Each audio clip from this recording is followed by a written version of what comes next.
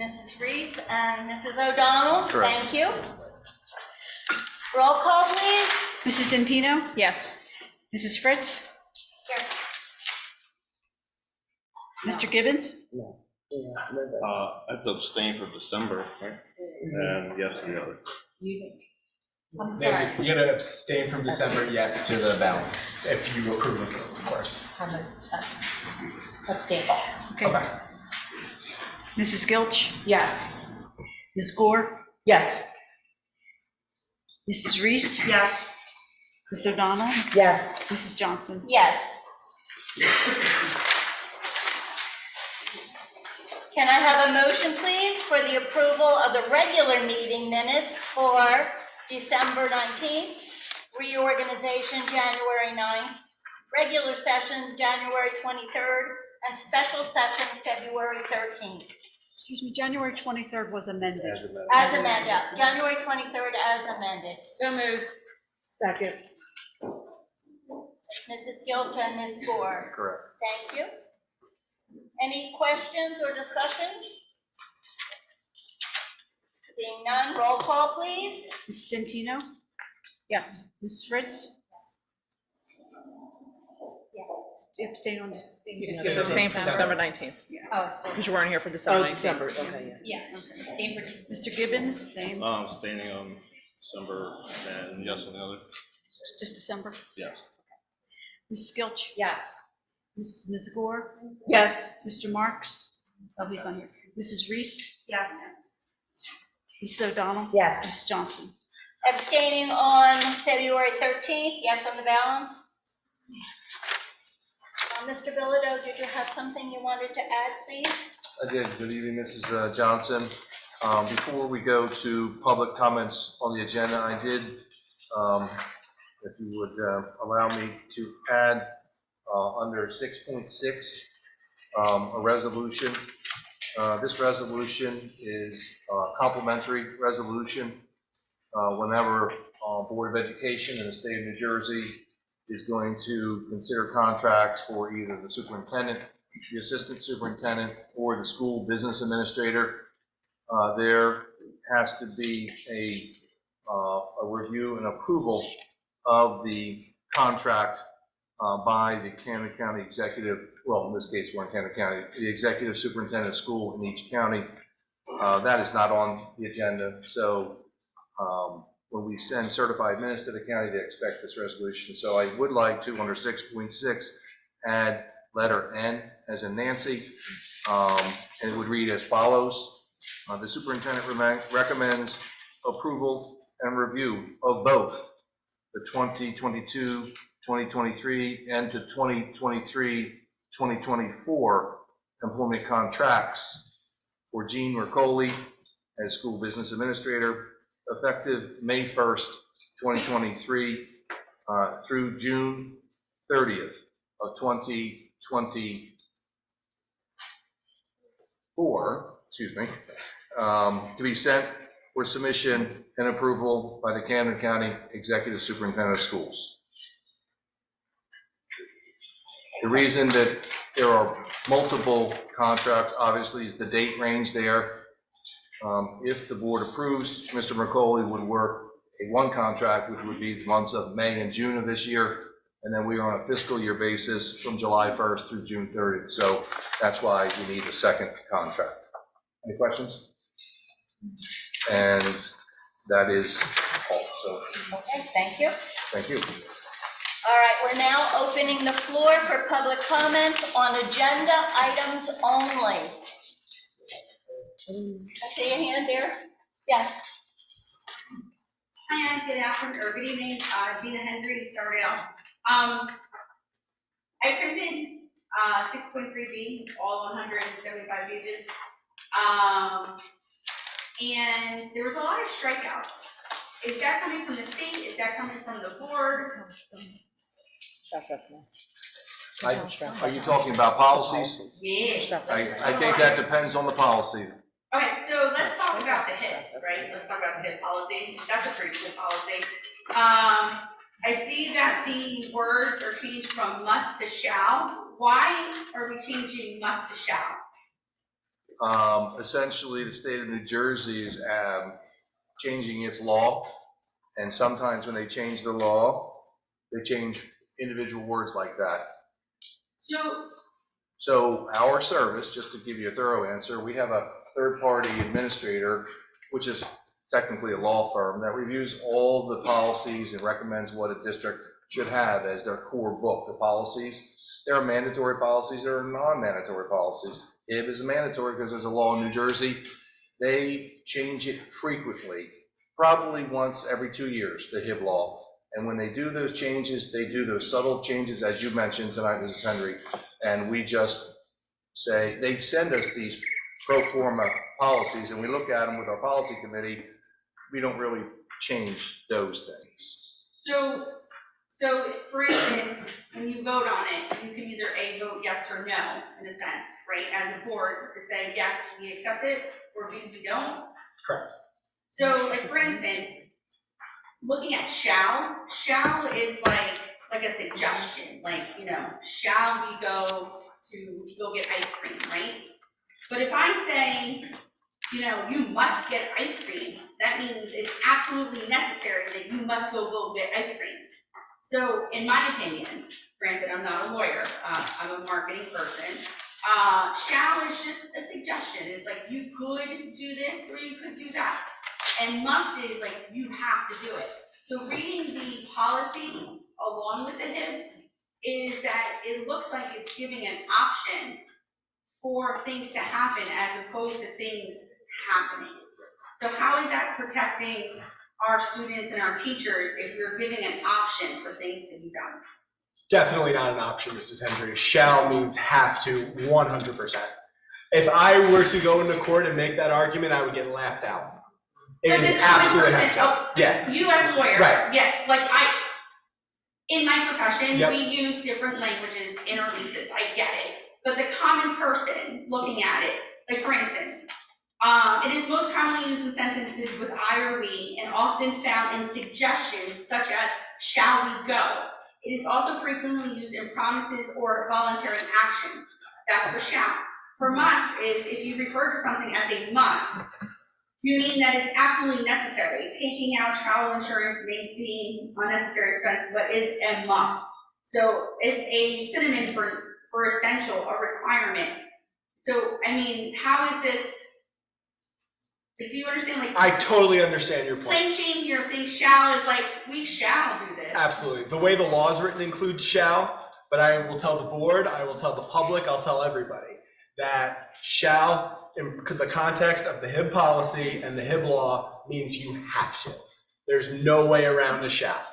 Okay, and so the strikeouts, like for instance, I think it's like page 75. Like with the principal's determination, is that changing for the state? So It's a strikeout. Like there's a whole like 3 pages that are striked out. Yeah. If it's a strikeout, I don't know if I said this already, if I'm repeating it, that is the third-party administrator Strauss Esme's recommendation based upon the law changes. So if there's a strikeout, the board policy committee didn't strike it out. It's a recommended pro forma policy for HIB. So there is a possibility that these things could just go away if the board votes on it and say, okay, is it making it more simplified? Sometimes, it's following the mandates of the state of New Jersey. yeah. And let's put it this way, if we say no or don't follow them, we're in a lot of trouble by people who are above here. And if a parent, let's say, brings litigation for a violation of the HIB law, because law trumps policy, but you want your policies to be in line with law, then that would be a very negative result for the district if it went that route. I hope that answers you, but I totally understand the shall versus must. Thank you. Strikeouts are reviewed by the committee. Correct, all that. Yes. Could you give your name and address, please? Mr. Gogo, wouldn't be a board meeting without a new calendar here. So, don't roll your eyes. I didn't roll my eyes, I just smiled. Are you sure? You'll know when I'm rolling my eyes, Chip. No, this is like before we were right. Oh. It's the calendar. So, my students brought this to my attention this week.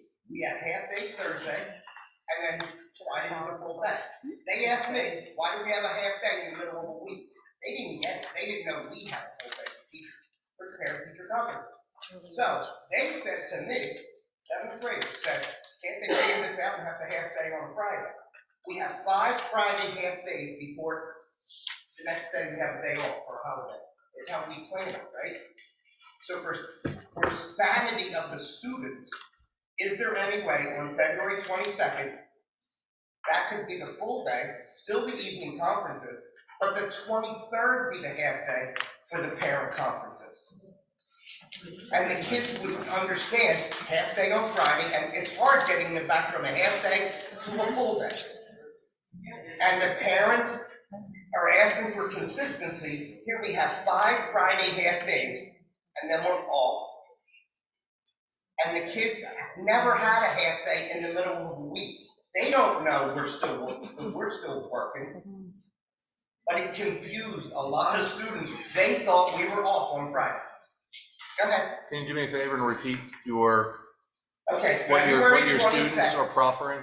I would recommend, because this is still in draft form, right? You would or your students? I would do it for the sanity of consistency. I was Yeah. being smart. Go ahead. I'm sorry. On February 22nd, we still hold evening conferences. And then on February 23rd, make that the half day for the students, and then the teachers stay back for the other day conferences. And then the children will have off on, with, in consistency with the 5 other Friday half days. Mm-hmm. It's hard for a child to get a half day on Thursday. Okay. It was gorgeous weather, they lucked out.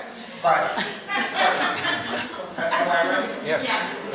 And it was worse the It next just, day. it doesn't, Yes. this is a beautiful calendar, Ms. Forsythe, it really is. But, She didn't touch this. oh, who did it this year? it.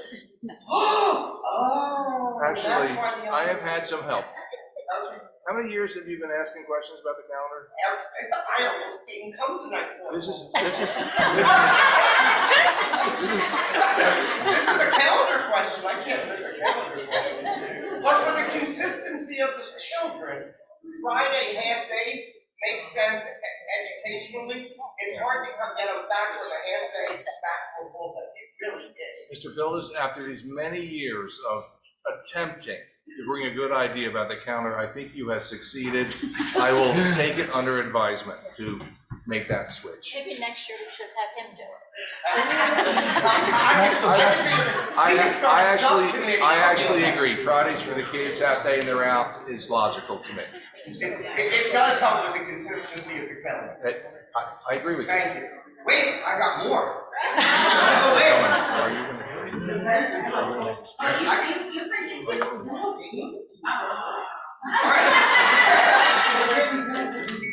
So, I am confused 3 minutes is on up. 6.6 3 B, minutes is up.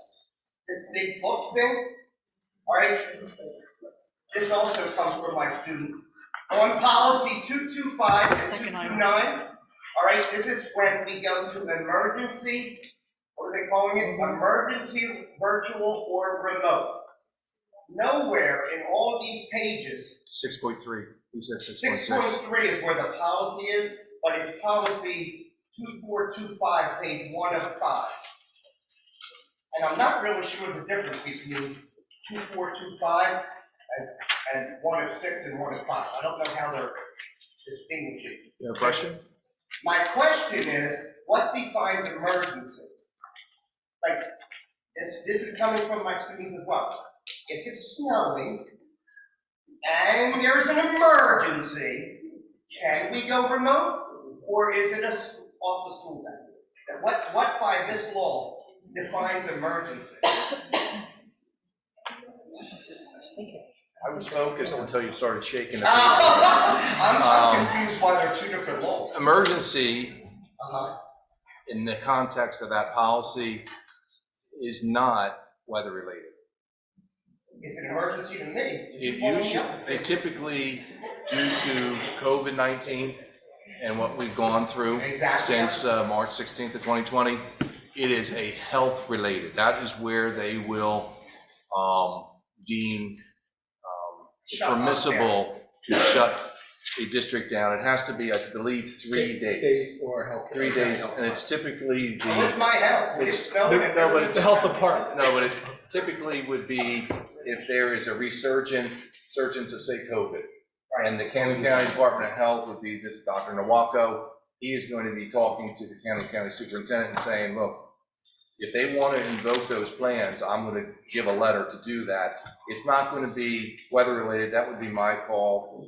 And it's a good idea. When this first came out of COVID, I wanted that policy to give districts, superintendents, a little bit more leeway of, hey, if we know a big snowstorm's coming, can we just send the children home with their computers and do whatever They half charge day them instruction? every night.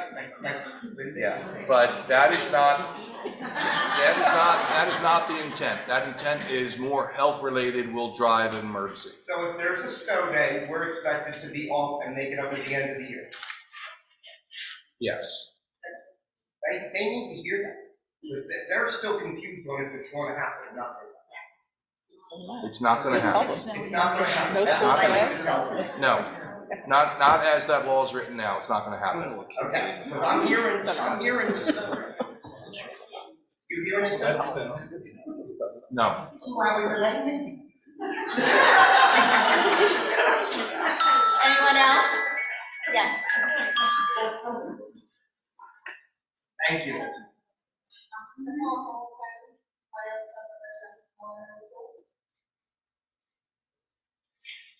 So on agenda item 6.38,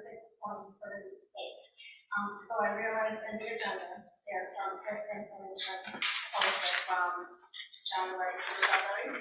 Is there any particular reason why we don't have information listed for September through present? Mr. Bilodeau? I'm sorry, say it again. The HIB report for the month? So, in attachment 6.38, there's information listed from the January through February. Yes? So any certain reason why the information from September through present isn't listed in attachment 6.38? That's a good question. Each month, the board has a HIB report. So by illustration, in the month of October, we're going to report on the September HIB incidents. So you have the latest HIB report for February 27th. Next month, we're going to have from the 16th through another period of time for board approval. Right? So I guess I'm not following. So in the attachment. We do it each month. Well, in the attachment, it starts January 15th through February. So what about September 2022 through January? They're all It's already been done. That was already been done in October. It was in a prior That was meeting. on last October. I didn't see that on the last agenda. Was that on the last agenda? October. So, So it's done. Whatever the monthly. following month is. so I guess how, so I'm confused. So it was compiled in October 2022. But when did that happen from September to October? It seems like there's a chunk of time. We did it every month, correct? We've done it every month. Yeah, we get them every month, they're in there, It's in there. On the on agenda. the agenda. Okay, so if I go back through the prior agenda items, Yes. from September 2022 through January. Yes, ma'am. Yes. Okay, I can take that away. Oh, now, no. Okay. No, it's not gonna be by January. And She's gonna get the also- month in September. Gotta tell her. Gotta go through each It's agenda. gonna be each month, Each not a, agenda. not a I thought series of it was months. No, but It's September. yeah, but she's gotta go through Each month. agenda, One at a each time. agenda month, one at a time, each agenda. Oh, I'll take that away. Because I thought you said, so you'll be able to see January through. No. You will on each individual agenda. No, I understand, I'll take it Okay, away. all right, sorry, I didn't, No, that's fine. And as far as just the overall revision of head policy, who collectively reduce them. So I know it's something that's proposed at the state level, but, what's the turnaround time to get that new revised policy in place? Okay, so all policies that are sent to us from Strauss Esme, they come in, I'll say quarterly updates, and that information is given initially to the Board of Education. Has committee assignments. One of them is the policy committee. There are 4 members assigned to that, and they review all the policies along with me, so they're knowledgeable of it and make sure that we move them forward, because that is principal reason a board member is on the board, to make sure there's policies or other things, but that's a pillar of what they do, set policy. The readings, to make them official for a policy, it is 2 readings. To abolish a policy, it is 1. So policies this evening, for example, the first one listed, policy 1648.11, that is an abolished policy. That only has to appear once. Next month, the first 2 would be abolished. The third, board officers policy 0152, you will see that next month. And once that is approved by the Board of Education, then that is now an official policy of the board. It would supersede policy 0152. And Mrs. Henry was talking earlier, if you see italicized near the end of each sentences where you see a capital M as in Mary, they are mandatory policy. The Board of Education does not, as Mr. Long said, like HIB. You don't have a choice. You must have a HIB policy in New Jersey. Okay, so for that particular one, 85512, it says revised. So will today be the first reading? Or today's second? Today is the first reading, because it says under B, first reading. Next month, this group, most of it, other than the abolish, will be second read. You'll see second. Assuming it passes first reading. Assuming it passes, yes. This is one time I make sure I do this. Agenda item 6.6E. So there's a workshop that's called Reducing Receiving Behavior Problem. That's all it's up. I just wanted to know if you guys could elaborate a little more on what that workshop will entail. If you have that information. Professional development. That's professional development. Yeah. What's your question? What was your question? She wanted to know. 6.6E, the only thing it shows is the name of the workshop. Oh, there should be an attachment in there for the professional development. Yeah, it's at Is the that- very bottom. So does that, so I was just looking to see what that workshop entails. Like if someone can elaborate on. I don't have that information tonight. I can certainly furnish it tomorrow, but that is a professional development opportunity for one of our assistant principals. It just goes up to the chain of command. It's seen by Mrs. Rosebound. It's seen by Mr. Tro. It comes over to my office. I would trust both of those educators that it would be appropriate for Mr. Lyons to attend that. And so I would be able to give you information tomorrow. That the detail is really in Mr. Tro's office, but I can get that to you. Okay, so you'll probably read tomorrow. Sure. You have to leave your name and contact number with Mrs. Forsythe. And the reason why I was asking, I was just wondering, upon the completion of these workshops, what's the turnaround time for the person taking the workshop to kind of bring back to the board the effectiveness of the workshop? Just so we can see if it's something that's working, and how do we measure that, that's the reason why I was asking. Well, that typically does not come back to the Board of Education, but as far as turnaround, there are some, not all, there are some where staff are sent for a unique training opportunity, and they kind of have an understanding they would be bringing it back and kind of like train the trainer. Yeah. I don't know if that applies here per se, but I certainly think that administratively, when our administrators go, at least in the building level, so Mr. Lyons works with Mr. Wren, Mrs. Rosebounds, they would be discussing that training. His obligation is to provide a report that he did go attend. It's important that he attends, or he's not going to get his money back going. And so that it kind of ends there. If there's ever a unique training that we would ask to come back to the board, that would be something that probably wouldn't even be done in public per se. It may come back to the curriculum committee, it may come back to finance, one of the unique committees that I spoke of before. Okay? It just caught my attention since Sure. council's away. Thank you. Behavior, but that's all. Thank you. Yes, Let me, does anyone else have any questions? I have a question. Okay, We'll circle come back. back to you, okay? Hi, Patty Bright, President BTA. You, Mr. Miller, you brought in 6.6 and for a VA. Is that for a VA, not assistant VA?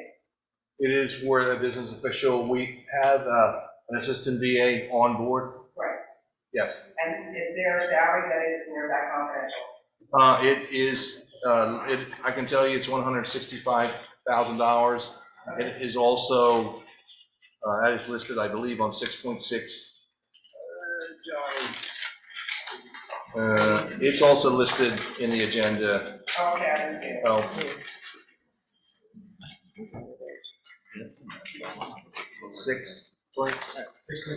6.6B at the top of the page. You're welcome. Yes.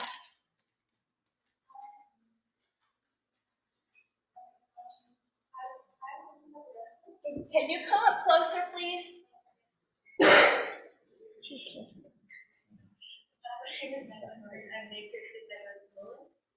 was wondering why the dress code is so strict, like, for example, why we're not allowed to wear jeans in school? Okay, right now, we're just dealing with things that are on the agenda, okay? There'll be another part later on that you can ask that question. Okay? Thank you. No idea what she said. Okay, anyone else?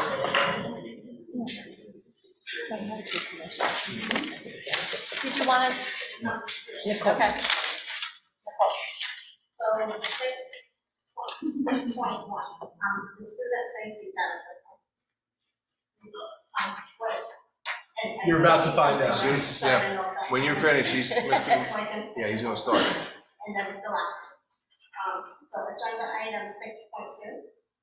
So for the January Mullinger, it's my understanding that in one of the exploratory classes is where it's at.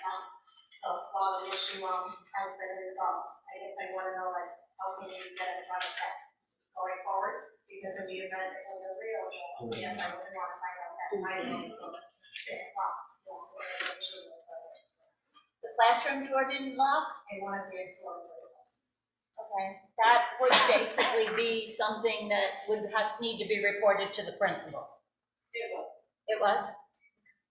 So going forward, how do you get in front of that versus reacting? Oh, I'll tell you how that works.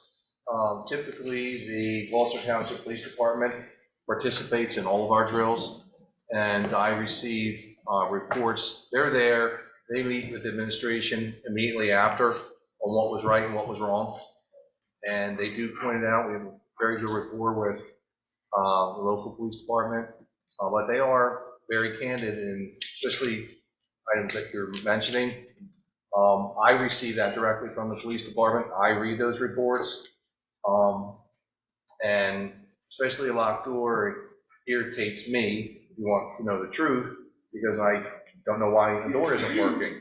So typically, I will take that report and I will forward it to our facilities supervisor directly, and then I will call him, and I will also call the principal, because often it's a perfectly operational door locking mechanism, but it was left unlocked by a staff member. And so, I need to make sure, is it working or not? And if it's not working, well, we're gonna replace the lock set and fix it. If it is something human error, we just need to remind our staff that we need to do it like it's a real drill. That's what I do in each of the reports I get from the police department on these, and I get them consistently. And I read them similar to when we have health and safety committee meetings with the staff. I read the fine print, because sometimes there's something in there that we need to do from the facilities end, and we need to kind of step it up a little quicker. Okay? You're welcome. Thank you. One more? Okay. Hi, yes, I just want to elaborate on what Nicole, my name is Ashley, I live on Sturbridge Drive in Centerville. So the incident that occurred, so I'm wondering, does the door lock automatically, or do teachers lock the doors? Like interior or exterior? The classroom doors. In a drill, I would say a staff member is shutting that door. It should be locked. So It should in be the already incident- been it really should be in a kind of a lock, already set locked. Because I'm just wondering if it's not a locking mechanism, that the error was the teacher just didn't lock the door during the drill?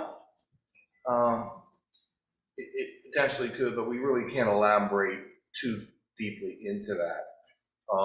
My job is to contact the school administration, and they have, good relationships with all staff members, and to convey the importance of making sure in a drill, we're doing every aspect of the drill.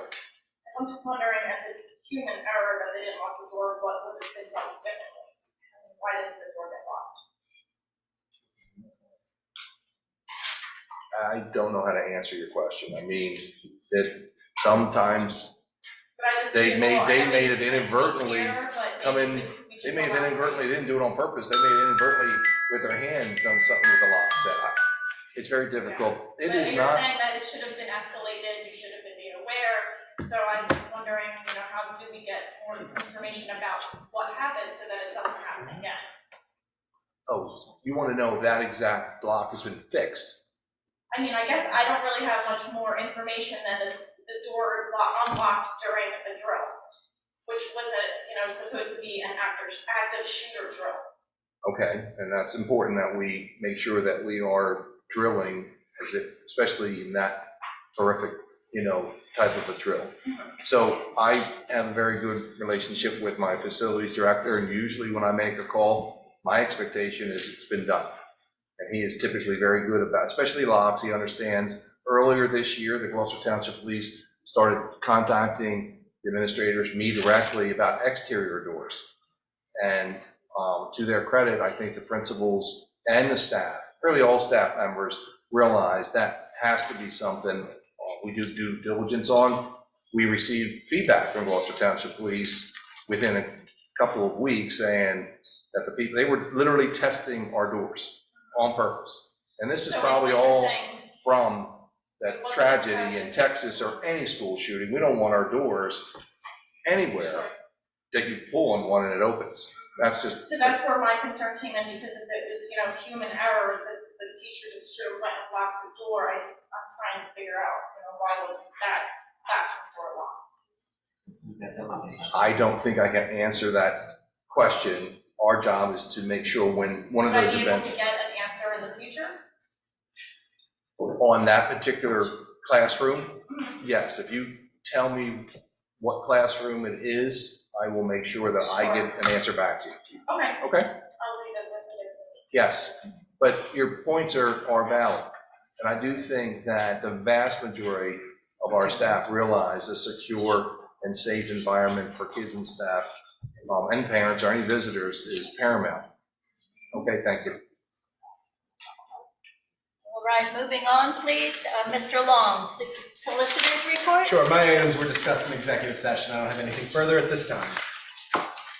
Mr. Bilodeau, report of the superintendent, please. Thank you, Mrs. Johnson, members of the Board of Education, members of the public again.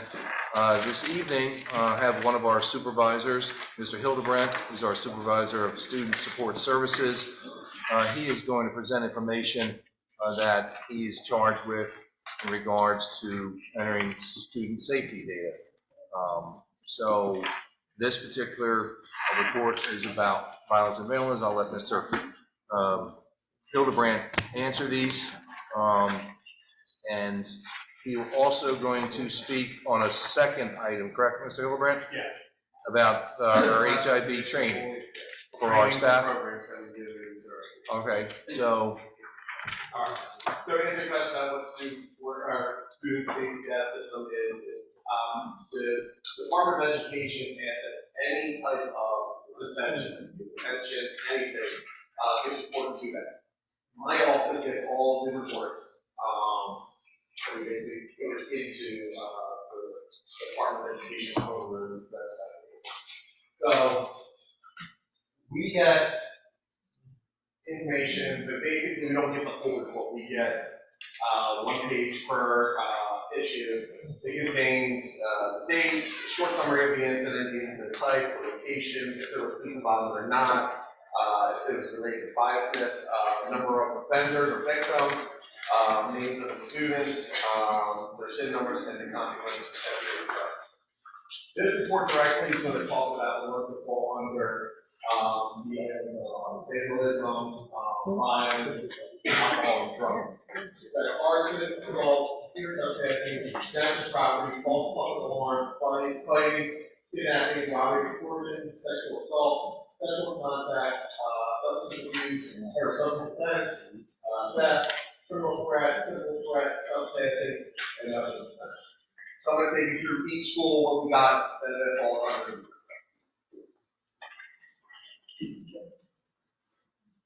Blackwood Elementary School had 1 public alarm. You'll see here where it says flight. There's 5 incidents. Flight, picks up a couple of them. That's the offender. We actually took out the SIN numbers for confidentiality. Blackwood had 8 assaults.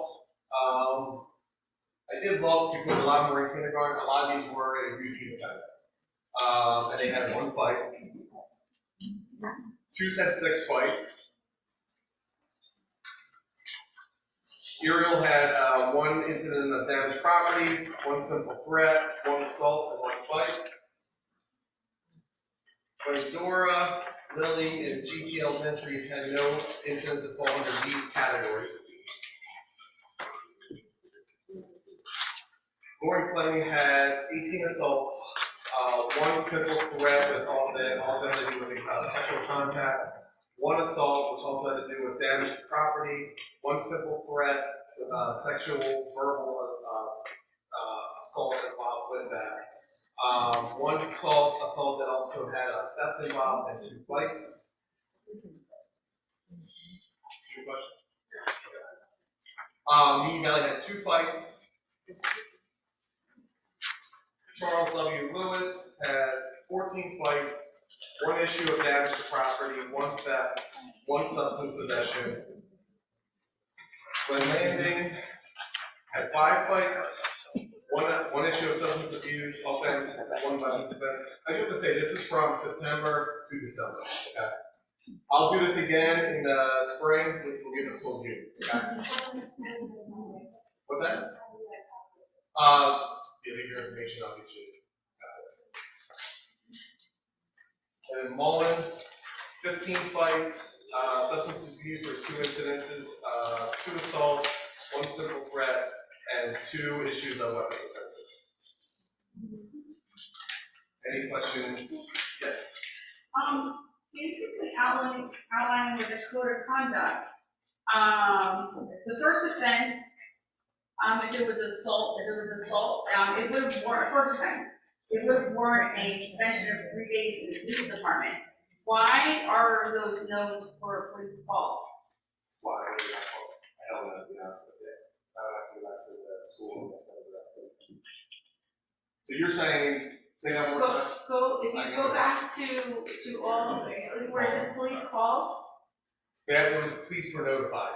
So from the code of conduct, as outlined, the first offense would be as follows: suspension of 3 days and police department.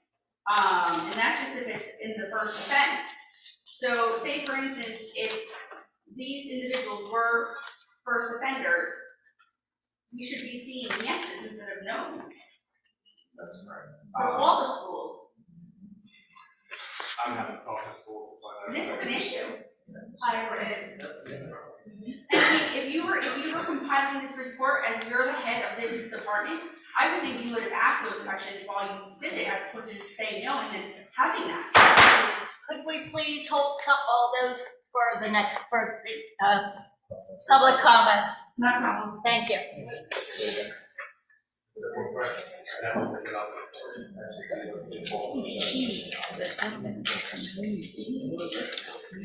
The next section of this falls under what the schools are doing with the harassment prevention and bullying training and programs.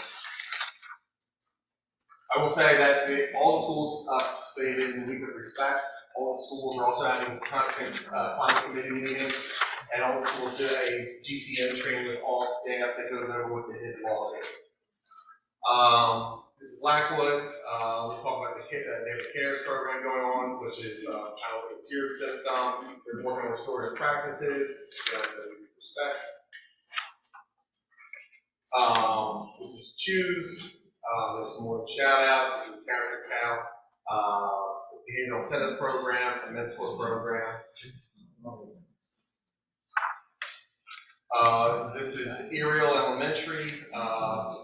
Again, we can respect, we can kindness. Teacher guide to trauma book, they're doing book club discussion, staff shout outs, secret house for teachers. Ariel also continue, Halloween's and stuff that they did, sweater concerts for teachers, counselor presentations, social emotional learning resource corner, Glendora Elementary School, Spirit Day in Tiger Falls, Golden Falls, and Soon the Month Club. This is Gloucester Township Elementary School. So they're doing be kind, reading the principal, be kind cards, bucket fillers, which is basically being able to get back and getting a good feeling back. Good of the month as well. This is being somebody with Lily. Again, they're going over the HIP policy, social emotional learning, system involved, and also a multi-tiered system for lesson progress. There's also, it ties into the PBIS system as well. Gordon Fleming, they also have their education and a mentor program. Union Valley, school night, behavioral meetings, daily morning announcements, monthly school-wide grade level incentives. Charles W. Lewis, Olympics, we saw the school store earlier tonight. It's also continued. Glen Landing, mindfulness, Carrie Mouse, Holiday Spirit Week, Spanish Awareness Month videos and discussion, and more.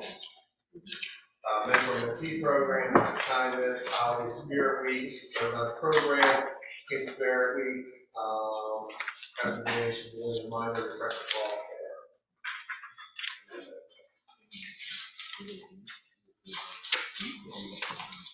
Is there anyone on the board that would have a question like to ask?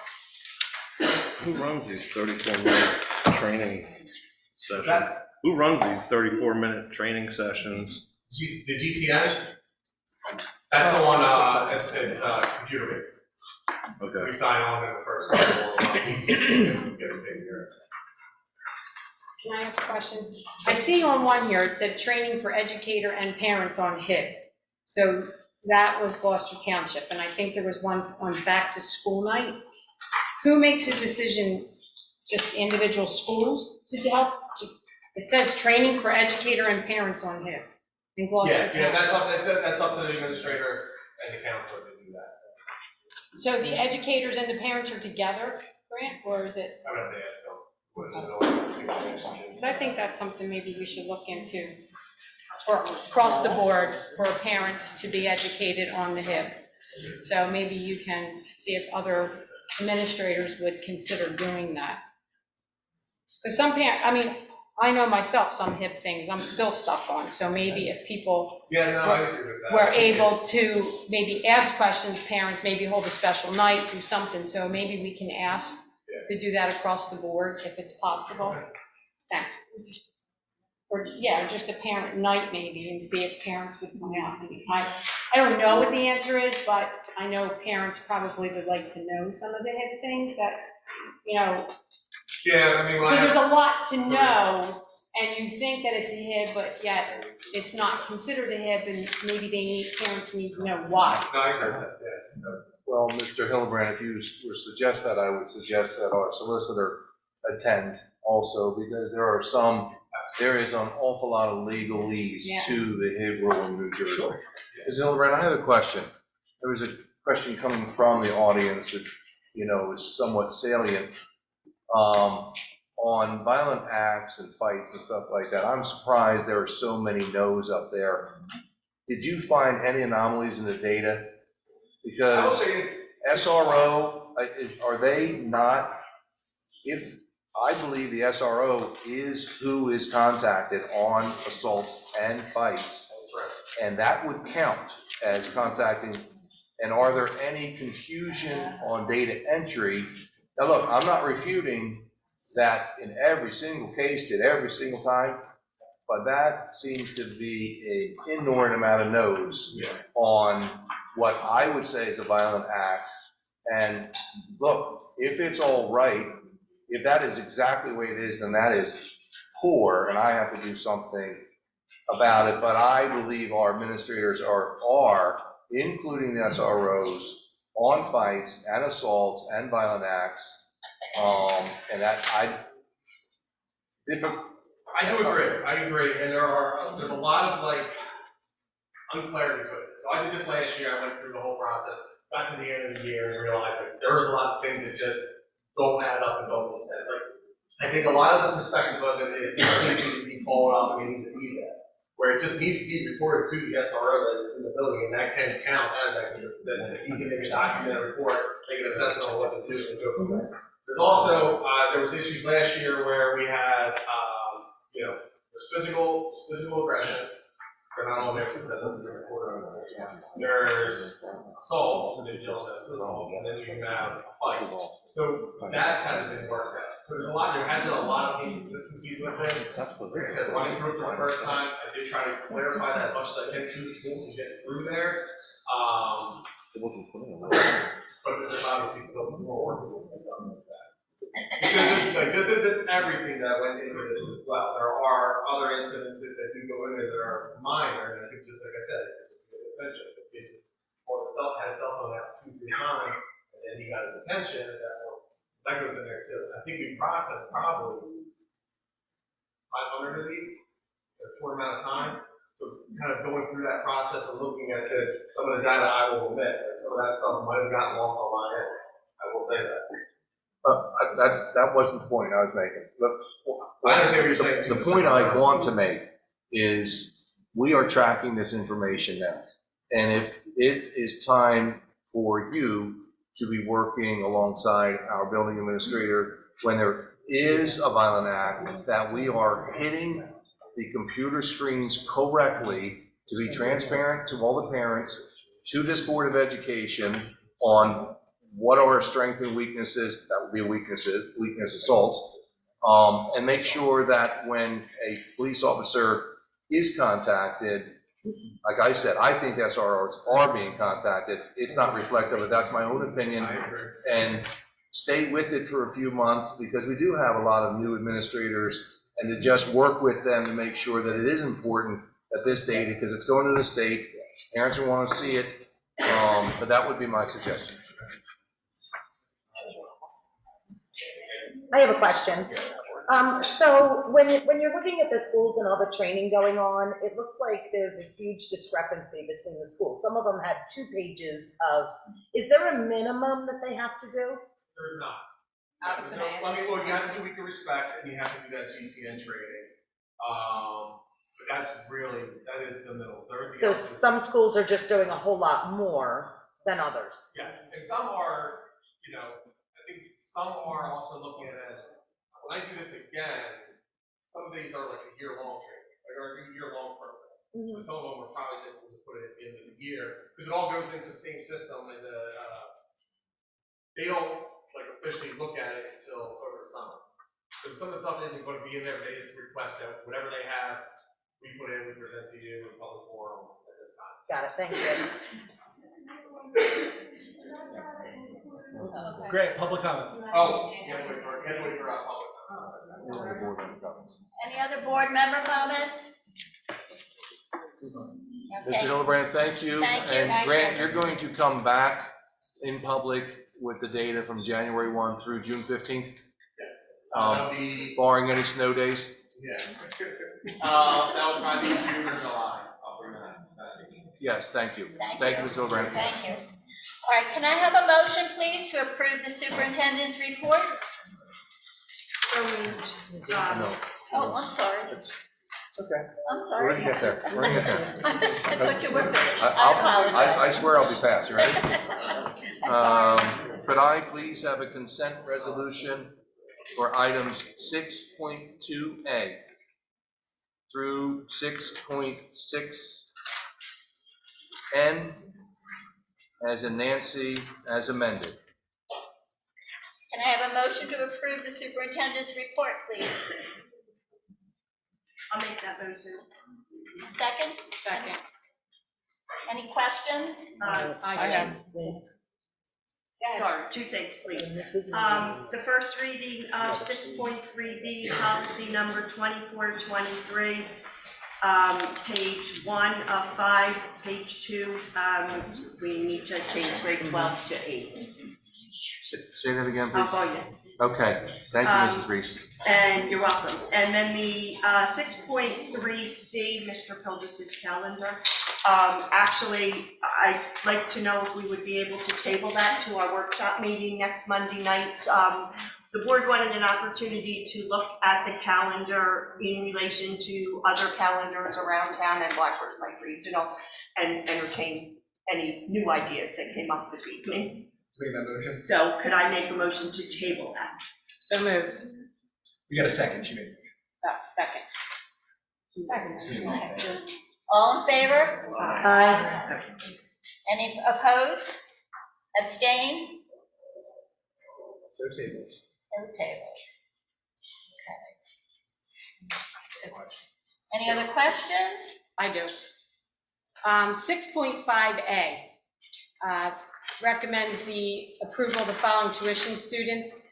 How far in advance are we notified of placement and the effective dates?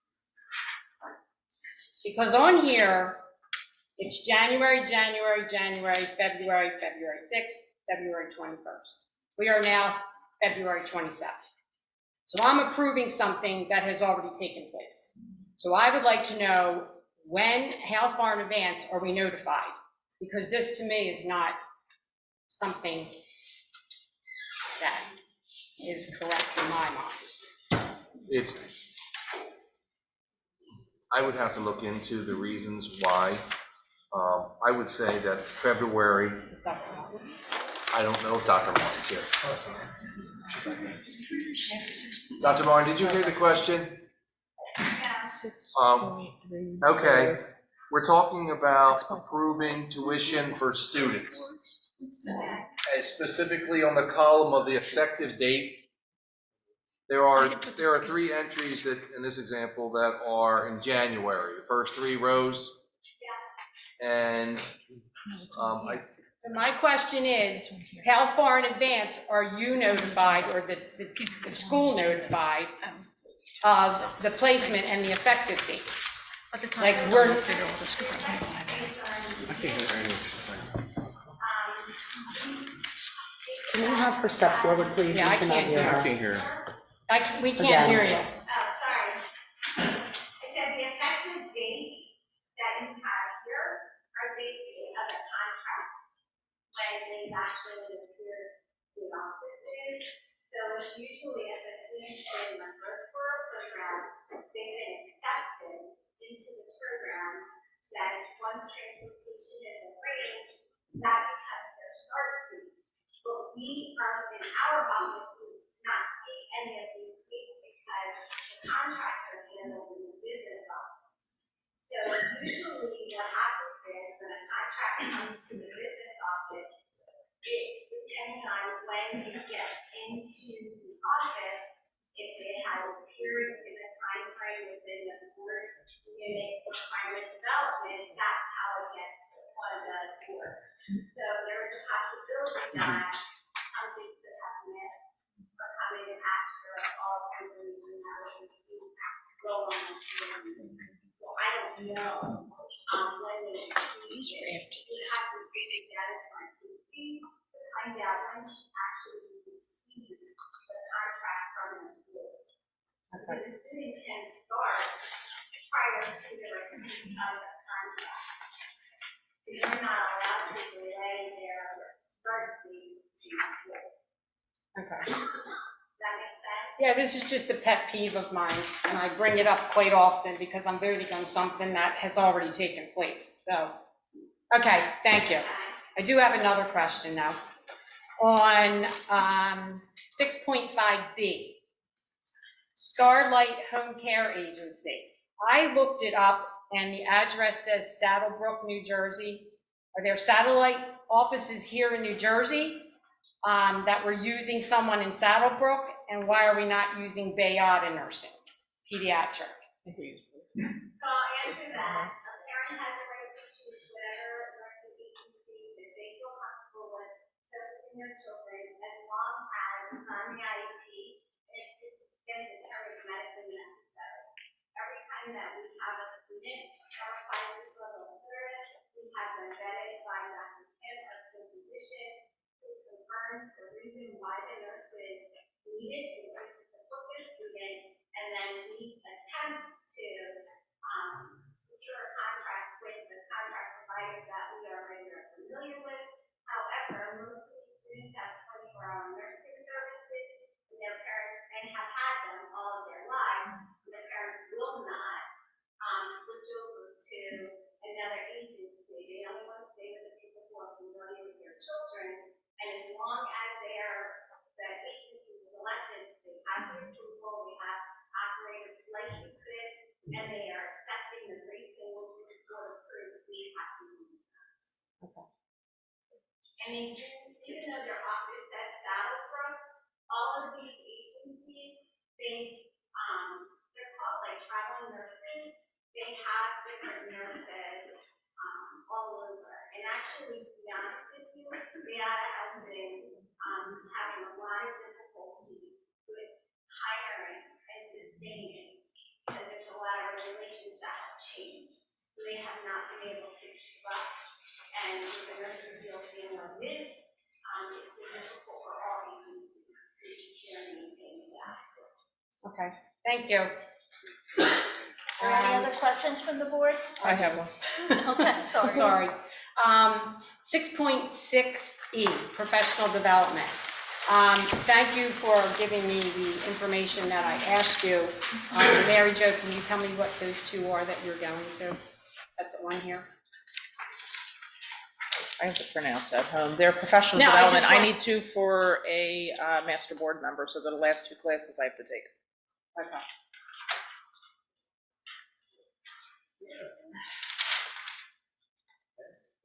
Any other questions from the board? I'm looking. I did have one other. Oh, I know what I wanted to ask. So the personnel where people are retiring, approval of retirements on 6.6D. Are we going to be posting those jobs sooner than later, only because of the shortage of teachers? Like, I want to make sure that we have teachers to start when in the beginning of the year, that we're not waiting till the last minute to see what's out there. So I wanted to know if they were going to be posted sooner than later. Do we have to wait until their retirement date, or can we post prior to that? Once the Board of Education approves the retirement, we don't have to wait. It's a very good question, Mrs. Gillis. I will tell you that Mr. Mercado and Mr. Tro and Dr. Martin and I have already met last year, sensing we were a little bit behind other districts on obtaining talent. We escalated or moved up our dates earlier. It seemed to be successful, and we are going to repeat that. So the short answer is yes, and the number of positions we have up to a certain date, Mr. Mercado, Mr. Cho, Dr. Martin are going to post all of them, and we're going to follow a similar format this spring. Okay, thank you. That's all for right now. Sure. Anyone else? I have one. On 6.6L and M, did something come up that we're amending this? It did. It did. When principals are converted and they maybe say first-time principals in a job or first-time assistant principals in a job, you have to go through a certain process with the state of New Jersey, and they want a copy of our job description, and there was one specific phrase that they wanted to include in the job descriptions, because they kept flagging it and sent it back to us, saying your job description needs to say this. So to facilitate a little bit more efficient operations, so they can continue on their track of getting, their full certification, this is a recommendation to adjust the description. That's all I have. Any other questions from the board? I have one on the professional development. So this meeting it was asked about, description of what, something was. The last meeting it was asked, the last meeting before that. It's every meeting people are asking about that. Is there any way to get some kind of summary of all these ahead of time? So that people don't have to ask the question and can actually see.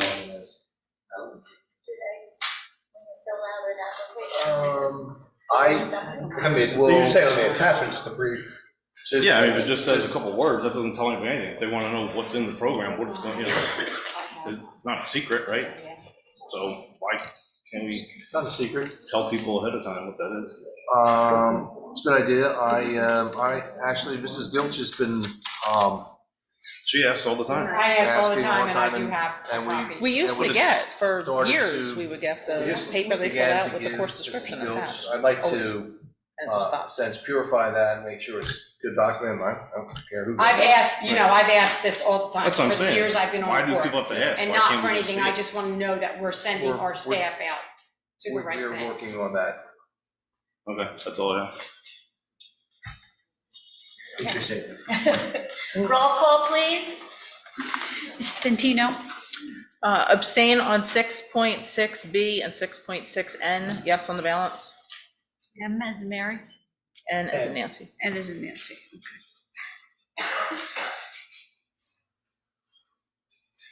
Mrs. Fritz? Yes. Mr. Gibbons? Yes. Mrs. Gilch? Yes. Ms. Gore? Abstain on 6.6B and 6.6N, and yes on the balance. Mrs. Reese? Yes. Mrs. O'Donnell? I am abstaining on 6.6G, number 3705. Yes on the rest? Yes on the rest. Mrs. Johnson? Yes. At this time, we have the report of the business administrator, Mrs. Forsythe, please. I would like a consent board resolution to approve 7.1 through 7.7. Can I have a motion to approve the report of the business administrator, please? So moved. Second. Is that Mrs. Gilch and then Ms. Gore? No, but that was Mrs. Reese. Mrs. Gilch and Mrs. You got it. Mrs. Gilch and Mrs. Reese? Yeah. Correct. Are there any questions or discussions? I have one. On 7.7B, was this something that just came up? What is it for? 400,000 that we're moving over? Is it for something specific? It would be, Mrs. Stantino. The amount of expenditures this year on HVAC repairs, they're being primarily done by outside vendors. And this is in anticipation of the weather getting warmer. And instead of the heating system repairs, we're going to shift over to HVAC repairs. So Is any of this HVAC stuff that would have been covered by the money we got from the state to do HVAC upgrades during COVID, that money? These aren't upgrades, these are repairs. They're different. yeah, that's actually a good point. The money is for new, the federal money is for new, Right. not repair of existing. Gotcha, okay. Yep. questions? I do. 7.6A. I think I asked this before, even it's been on, we talked about it. The warranty we're getting with this, Yes, could you just tell me how many years? the warranty would be 20 years, 20 years? 20. We couldn't get them to go to 25? I did inquire with Mrs. Gilch, and this is a cooperative through the state of New Jersey, and when this vendor submits their package, they're also including what the warranty would be. So it was standard in their package, they put in 20 years. But I did call our engineer and ask if he could find out, and it's unfortunately 20. It's 20 years. Okay, thank you. Any other questions? No. At that point, roll call, please. Mrs. Dentino? Yes. Mrs. Fritz? Yes. Mr. Gibbons? Yes. Mrs. Gilch? No on check 128685, and yes on the balance. No, 128685? 8685. Ms. Gore? Yes. Mrs. Reese? No on check 128685 and yes on the balance. And Mrs. Johnson? Yes. I was gonna say Ms. O'Donnell. Mrs. I O'Donnell? have a whole list for you. That's why she skipped you. I am abstaining on check number 128715. I am no on 128685. 128800. And I'll leave Panoni alone. Yes on the balance. Okay, thank you. Sorry about that. And Mrs. Johnson? Abstain on 128694. Yes on the balance. Thank you. Motion carries. I'm in the room. That's all blown out. Mr. Bilodeau, is there any old business? There is. I did want to, I don't know if Mrs. Hendry is still in the audience, but yes, an arm was raised. For a couple different board meetings, there have been requests to put the bill list up with the agenda. So I'm working with Mrs. Cavallero. It seems to be something that from this point forward, this past Wednesday forward, expect to see the district's bill list along with the agenda. Thank you. Any new business? I just want to, I did put this in the superintendent notes.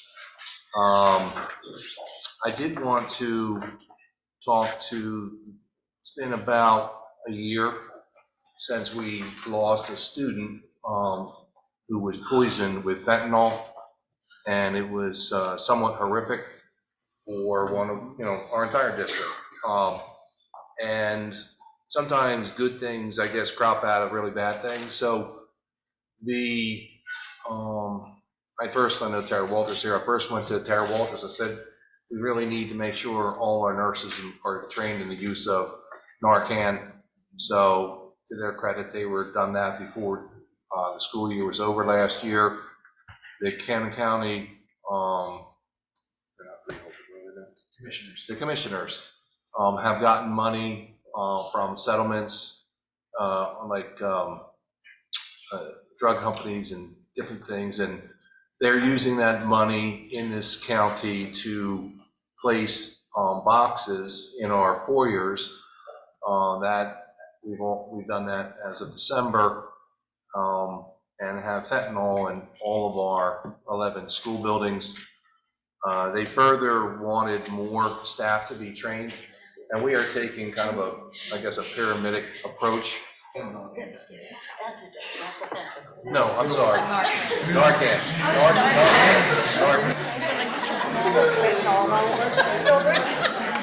Sorry. The antidote is being put. So the boxes are up, and And the antidote is in all of our foyers along with our defibrillators. We want to have like a common area so people can go to. The training aspect has been something free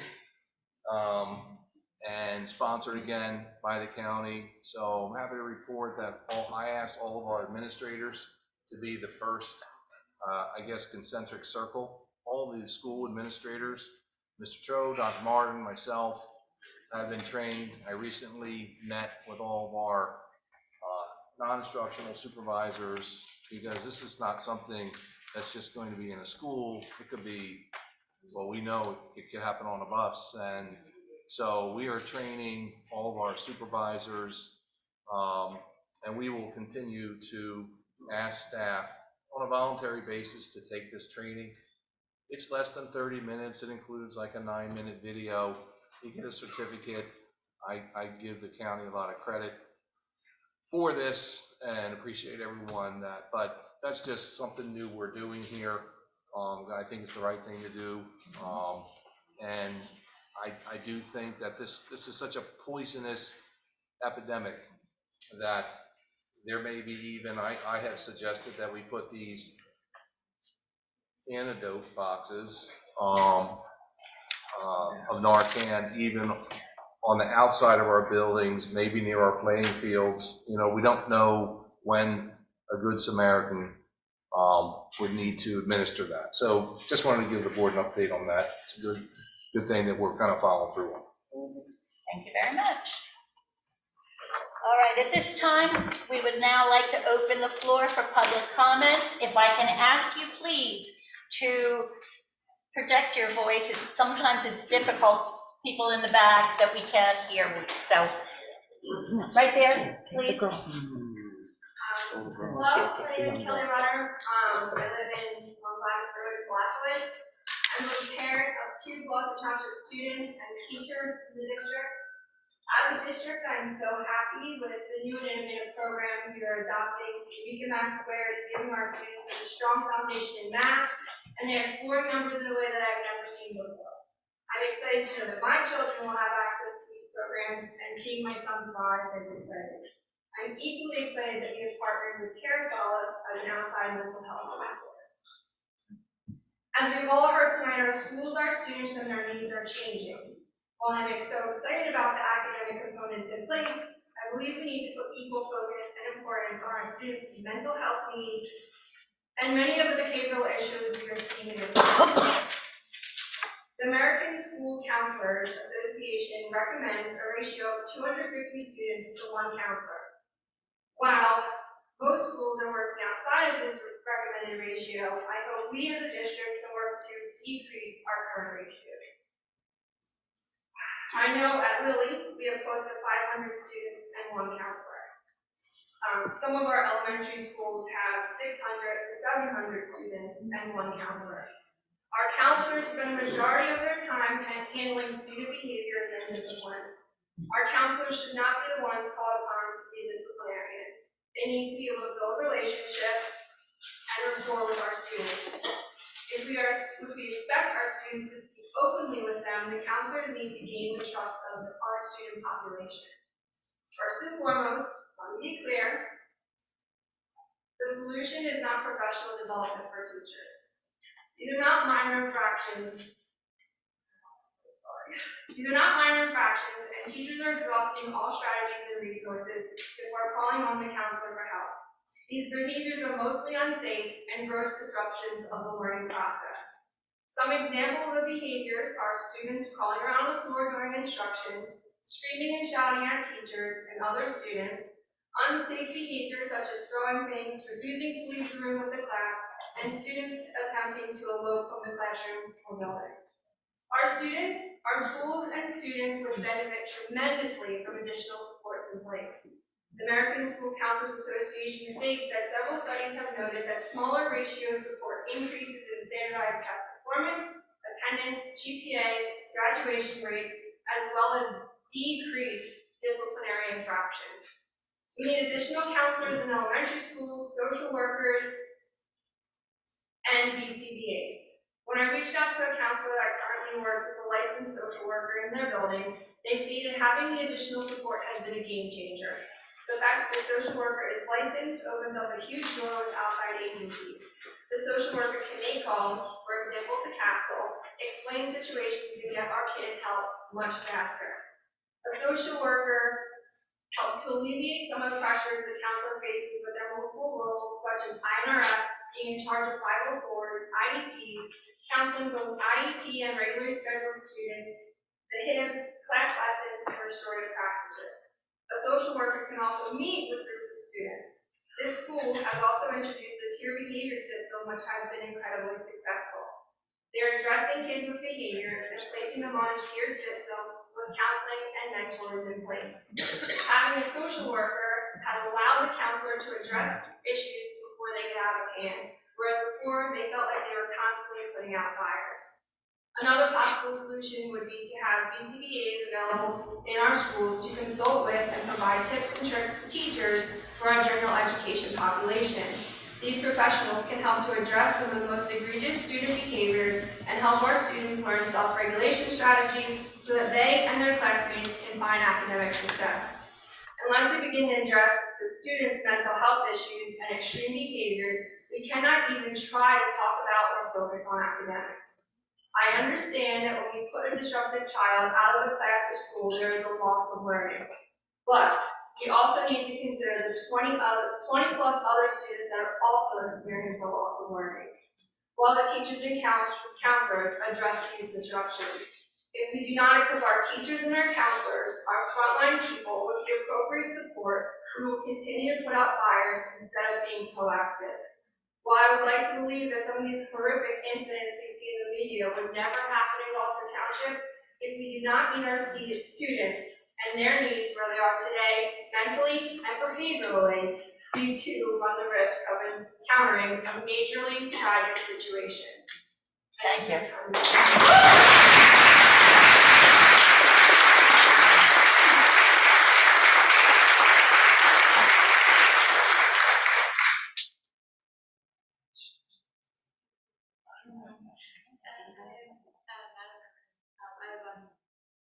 Brooklyn area room. Madeline Martin. Madeline? Okay, before I say anything, I want to kind of get some background information on the dress code. Like, why do we have to? Can I ask you a question? Could you go over to the mic? The mic's not working. It's I not don't think working? it's working. I think it is. No, it is. They were We using got, it we before. got crack people. There you go. You have such a soft voice. Take your I can time. hear her. You're fine, you're fine. Take your time. I wish she would be so shy now. Can we pull her out? I know, right?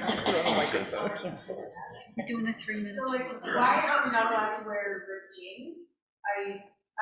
I want background information before I actually say anything, so I know what I'm coming in with. Why are we not allowed to wear ripped jeans or certain outfits or stuff? Good evening, Madeline. I give you a lot of credit for standing up there in front of everyone. The Board of Education has a set of policies, including student dress code. And that policy, honestly, I don't know the date of it, but it has been here for quite some time. It currently is in place, so it is currently the policy of the board. And so included in that are what you cannot do. And I don't have it exactly, but it talks about soiled or slit clothing. And so that, when it says like slits in it, that is where the ripped jean gets denominated. We currently are, the Board of Education has a policy committee. And the policy committee is currently in the midst of revising the student dress code.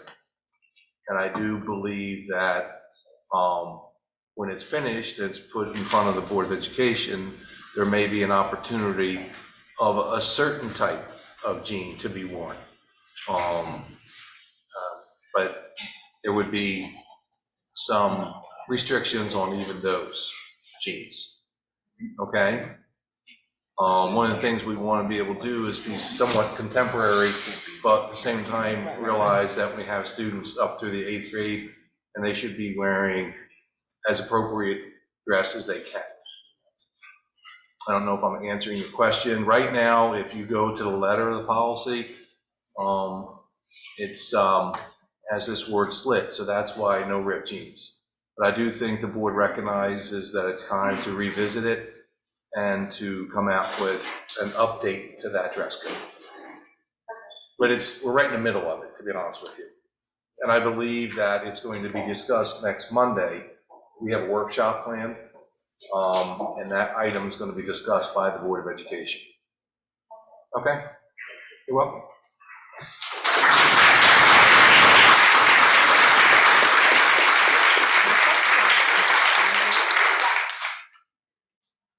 Good evening, my name is Kristen Mitchell. I live in the Saltwood neighborhood of Erie. I just had a statement that I'd like to make about the violence tonight, and we saw the data, which might not be 100% accurate, but what you don't see is the change in our children. So I would like to just read this if I could. A parent of 2 children that attend Ann Mullen Middle School. And we have a lot of parents who have gotten together through Facebook who are a little upset about the level and the amount of violence that our kids are experiencing.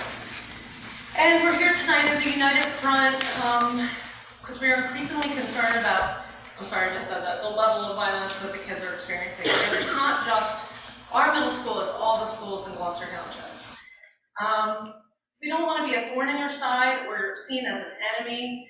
We really want to come here as moms and dads asking you for help and imploring you to utilize us as an asset, a tool to help fight and create a more suitable, safe environment within our schools. I'm asking for 2 things. I'm asking for transparency. We are handing you our babies every day with the trust that they are safe, protected, and given the opportunity to grow and learn. There is a lack of communication between parents regarding fights, threats, incidences involving staff, and we understand that minors are involved and certain protections need to be put in place, but we don't feel that there is a sense of urgency with communication to parents that are involved with their students in these incidences. For example, just quickly, I have no idea what the actual process is of a stay-in-place, shelter-in-place drill. My 8th grade boy is not telling me that. So what is the process? What are our children expected to do if there is an active shooter? I have no idea. So that's something I'd like to know. The second thing I'm asking for is the implementation of a parent partnership. My children are scared, worried about being jumped, hit, kicked, their heads being slammed into a table, being hit by a cafeteria tray, all things that have happened. They are practicing shelter-in-place drills in the event of an active shooter. They are dealing with rumors, drama, and social media. With all of that, it seems that they are less and less worried about their schoolwork. I believe that love is going to be the answer here. We have parents, I'm sorry. It's okay, take your time. We have a lot of parents willing and able to volunteer their time to be fingerprinted, background checked, and trained. We need parent participation to welcome the kids into school each day, maybe with a hug and a high five. Make sure that lunchtime is the time for them to relax and talk with their friends, and that everyone makes it safely to the bus to go home. I'm going to choose to use an example of 2021 in Louisiana, where there were high levels of violence in a high school with arrests every day and children getting sent to hospitals, where about 50 dads called Dads on Duty got together and became a very strong presence in the school. Just their presence there changed the environment and the feeling. These kids that maybe don't get love and what they need and guidance at home got it at school. And school should really be a sanctuary for our children, a place where they feel safe and can be themselves. Middle school is and will always be difficult and a challenging time for our kids. I mean, I don't expect a miracle, but I do expect some action. I would hate to see Gloucester Township on the news experiencing a tragedy like the 14-year-old girl who recently committed suicide after being assaulted, and then the social media bullying that followed after that. I understand that there are liabilities to having parents inside buildings, but there are solutions to every problem. I think we have to weigh risk versus reward. If Gloucester Township made the news for this, wouldn't it be better if it was for all the right reasons? For a community that came together and made a difference in the lives of their children proactively? If you guys can do that, you can help us do that. Thank you.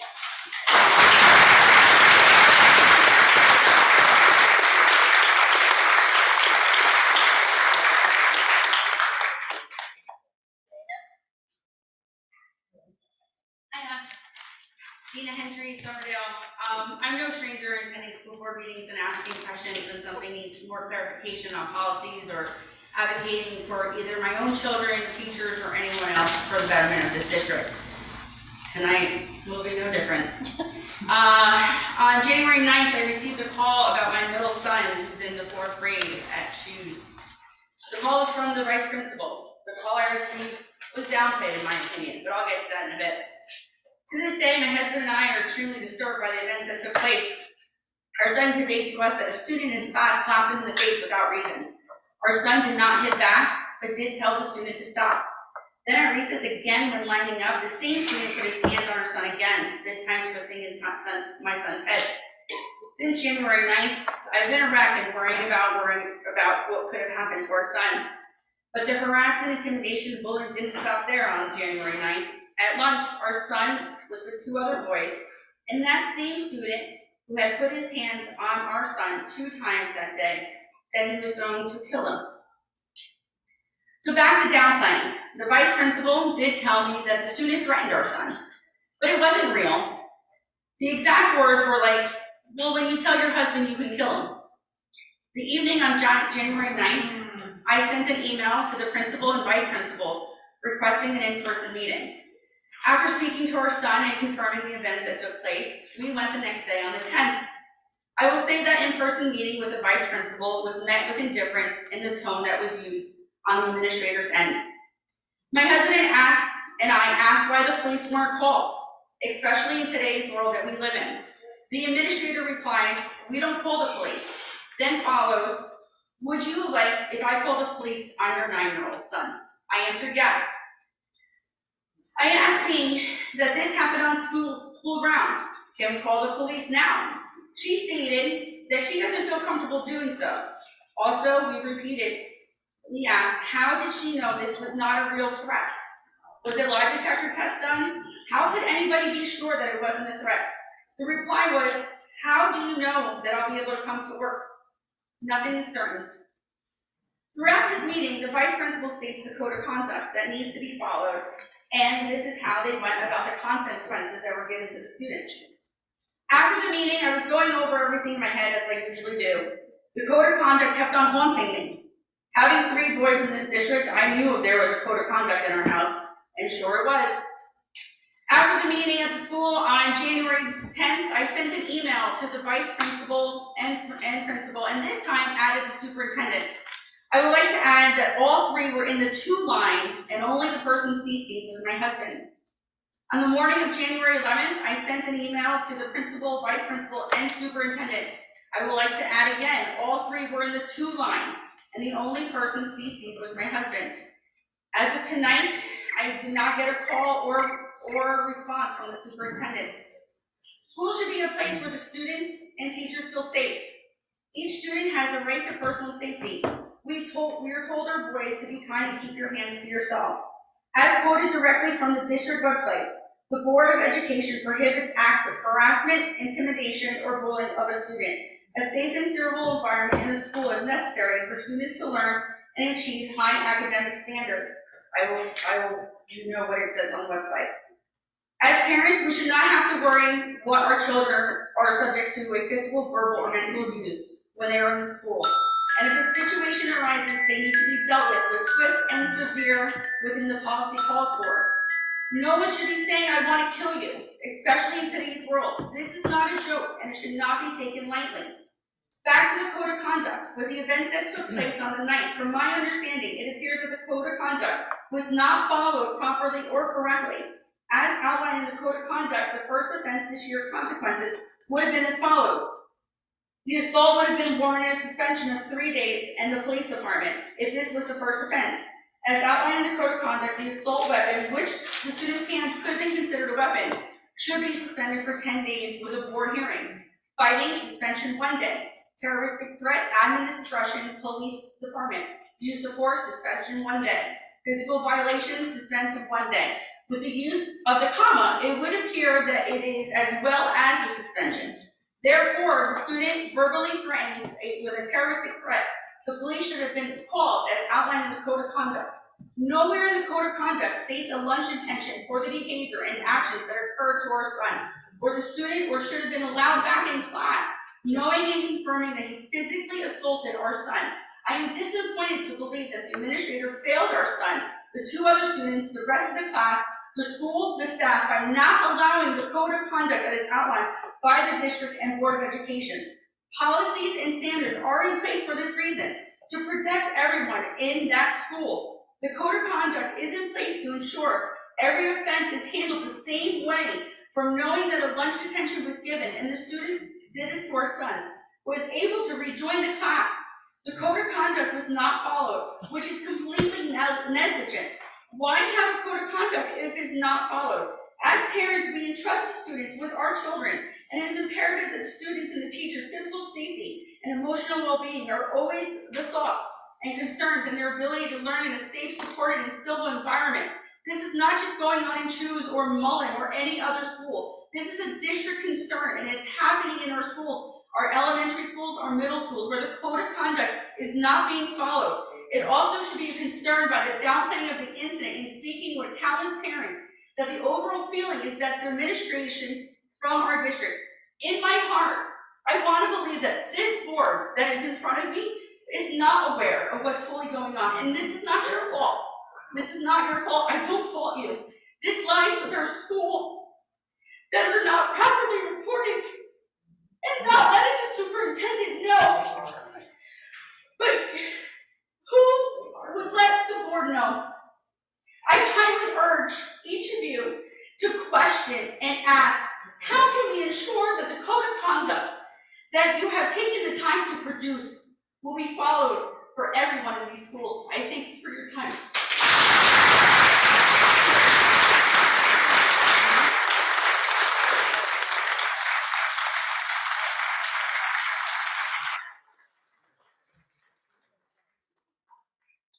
Mrs. Hendry? Yeah.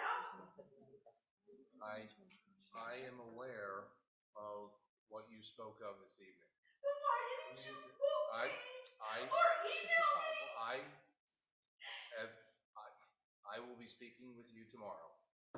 I know quite a bit about that. There's a lot of it I cannot say in open session, because it involves staff, but I promise you I will contact you. Okay. I apologize, I haven't reached out to you.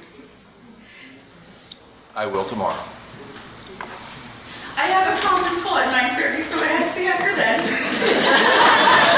Conference call at 9:30, so it has to be I'm after. an executive, I'm important too.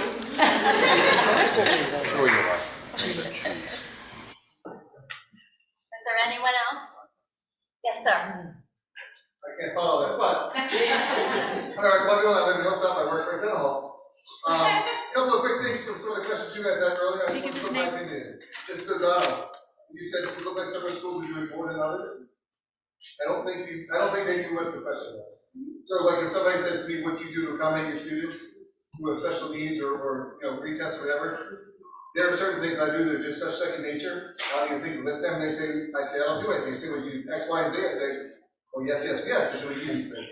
I have a feeling some of those schools that have shorter lists do some of the things just didn't even know the program. Gotcha. I think some schools do go above and beyond, but I don't think that any one was shorter than others. Thank you. Mrs. Gilch, I 100% agree with you with when to post positions. The best candidates get jobs in people. And if you don't hire until June, the best candidates are gone. So please continue to hire as early as possible, post as early as possible, because we want the best, and the best is gone sometimes by the time we ask for anybody to come in.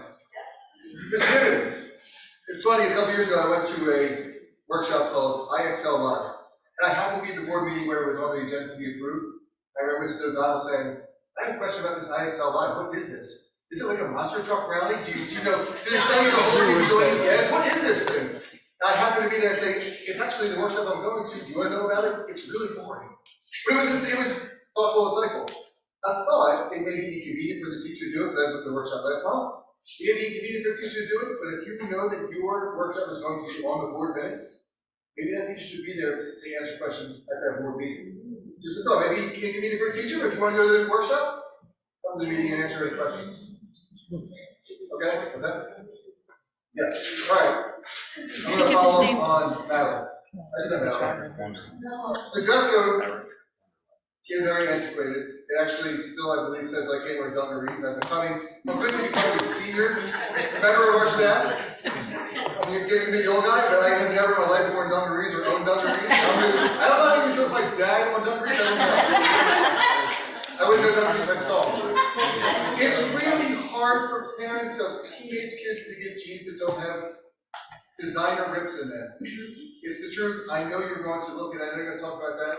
If your shorts would cover it and the jeans are ripped where your shorts wouldn't cover anyway, I mean, yeah, it don't look like you got attacked by a bear, but there are some things that are probably okay. So please keep that in mind.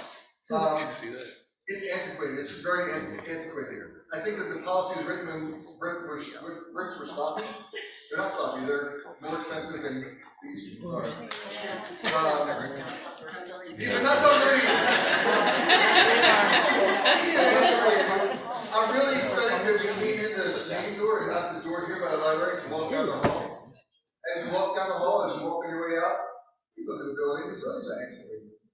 If you would happen to stop in the laboratory to use their facilities, you probably didn't want to go in there. The kids don't want to go in there, and yet they leave class all the time to go to the bathroom. The buildings are antiquated, inside, outside.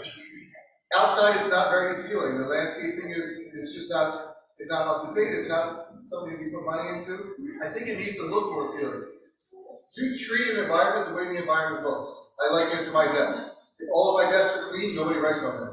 As soon as somebody writes on the desk, hey, who sits here? The desk now becomes a work of art. You act the way that your environment presents itself. I think that the building needs to be updated. I think that money needs to be allocated to update buildings, to update HVAC. It's 1,000 degrees in this building, and yet every administrative office that moved in this building has air conditioning. There used to be classrooms that weren't air conditioned, and now there are offices that are air conditioned. I think that needs to be looked at in general. I think the buildings, the ceiling tiles, Mr. Shinaki, who works in this building, that's his pet peeve. He gets walking down the hall looking at the ceiling tiles. I actually heard a kid one day say, not too long ago, say, I wonder if this thing's going to fall down. I think it needs to be looked at and really needs to be taken care of. Because kids will act differently in an environment that is more representative today. That's all I have for now, because I know we're out of time. You can come back to me later.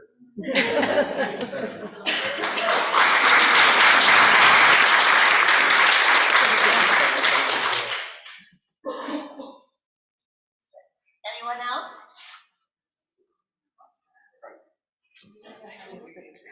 Hello, my name is Samantha Liss. I live in White Oaks. I have 2 children, a third grader in Union Valley, and a 6th grader in Mullen. Lots of things that don't add up. Lack of clarity. Lots of inconsistencies. We just heard that from the gentleman who presented that PowerPoint. And this perfectly sums up the state of our schools. Fights, assaults, threatening teachers, possession of weapons. All of this we just saw and we have heard require the police to be called. Now, the superintendent just explained that that could be the school resource officers. I'm not sure how that really helps with consequences, but that's neither here nor there. Point is, we do only have 3 school resource officers, if I'm not mistaken, for the entire district, all 11 schools. Is that correct? I think that might need to be reevaluated. That's not really the point of this. Assaults also require a board hearing per the discipline policy. But how many of you during the last Board of Education meeting in January, were surprised to hear about that December assault in the Mullen lunchroom. These are just a few examples of the several incidences that go to demonstrate that the current discipline policy is not being properly implemented. And we just saw the evidence of that a few moments ago during that PowerPoint presentation.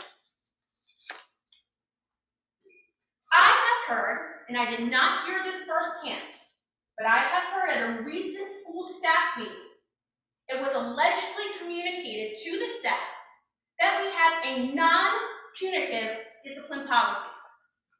However, that is not reflected in the discipline policy that I know that was given to us after the last Board of Education meeting. That is a traditional punitive policy.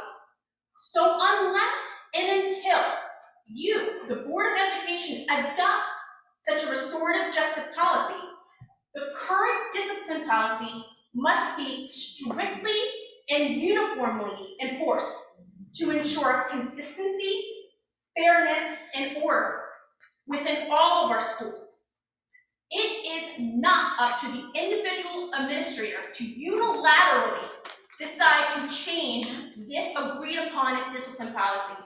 They do not possess this power.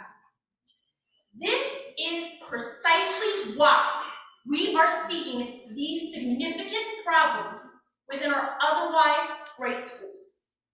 The discipline policy is simply not being uniformly or consistently enforced. The students know this, and a select few, as anyone who listened to that Mullen meeting that we had a few weeks ago, where the principal said it's a select few that are causing the problems. So these select few students are taking full advantage of this lack of law and order within our schools. This problem falls directly into the laps of those in charge, the administration. What we have here is an utter lack of authority, accountability, and leadership. Despite the fact that there is a very clear hierarchy that is established. How is it that these highly paid, educated, experienced professionals tasked with the duty to, and I quote, ensure the success of all students by advocating, nurturing, and sustaining a school culture and instructional program conducive to student learning? How are these professionals not being held accountable for their continued failure to do just this? How long is it permissible for those in charge to keep claiming ignorance? Oh, I didn't know. Or, oh, I'll have to look into that. When it is precisely their job to know what's going on in their schools. We demand accountability. We demand action. And we demand it now. Not after you look into it. Now. Thank you very much.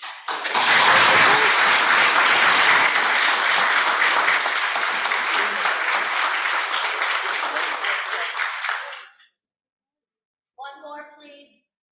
Gentleman in the back. Yes, hi, I'm Josh Davison. I'm a resident of Gloucester Township in Baker Meadows. I got a couple of things. Just briefly, I'm going to touch on one I already know you guys voted on it, 6.6, but Gene McCauley, school business administrator. I know this is the fourth district in 4 years. I'm curious as to why we hired him. If you can't stay in one place for longer than a year, I don't think that's continuity or job hoppers are never good hires. Specifically regarding violence and discipline in the schools. I know we have one of the largest SRO budgets in South Jersey. I feel like we are poorly utilizing that budget, and we should be able to, for the price, have more SROs in the places than we're not. When you compare us to Cherry Hill, Voorhees, other districts, we're way higher. Specifically regarding the disciplinary process, follow through, and policy, I'm gonna touch a little person here. My son was assaulted in a locker room from behind by a child who has a history of being aggressive with other students. My son restrained the student and was penalized right along with it. Okay? Hit from behind, knocked down, stood over, hit, held from behind. Still, the zero tolerance policy makes no sense. I should not have to tell my son, you have two choices. You get beat or you get suspended. Unacceptable. But what I'm more concerned about is the inability for the schools and the district as a whole to deal with behavioral problems that we've seen coming back from COVID. Okay? We're all in the same boat. We obviously know we need to commit more resources to this. I already touched on the SRO budget. But my other problem is we're not following through on what we already have written down as policy. And I've already talked, I know it seems like I'm talking out both sides of my mouth, but our policy doesn't make sense for people who are victims. And our policy doesn't make sense if we're not going to follow through with the perpetrators that cause victims. Okay? So I know we've had a lot of people talk today, but I think we only had one answer back from the board regarding Rick Gaines, which I think you totally should be aware of. Okay? However, and it is a lot of guts coming up here as a kid saying, you know, I encourage you to stay involved and, you know, this is awesome, but stay involved. But I would like an answer. I would like to know that, hey, there's precedence in policy. We already know that parents can be in the school and be involved. We should be able to have a group where we can encourage and have parents in the schools to be proactive. All right? We should have a better follow through on our policy. So I'd like some answers before we all get up and leave. Not platitudes, I'd like responses to all the questions and things that we've put up here. You can't talk about employees and disciplinary processes. We all get that, we know. But we would like responses from not only the superintendent, but the board in general. If I can have each one of you respond to everything that we've said here today, we want to know what you have, what your thoughts are, because guess what? We vote for you. We put you in the seats to take care of our kids. So I don't want a single answer. I want each and every one of you to individually enter and be accountable. So take it away.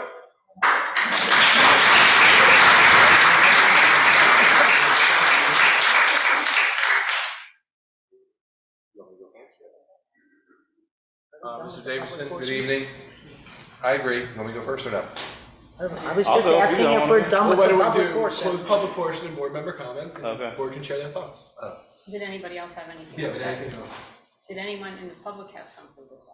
Maybe I can say one more. We're going to board member comments. 7 minutes. I just want to say in response, you know, we all are parents and we want our schools to be safe.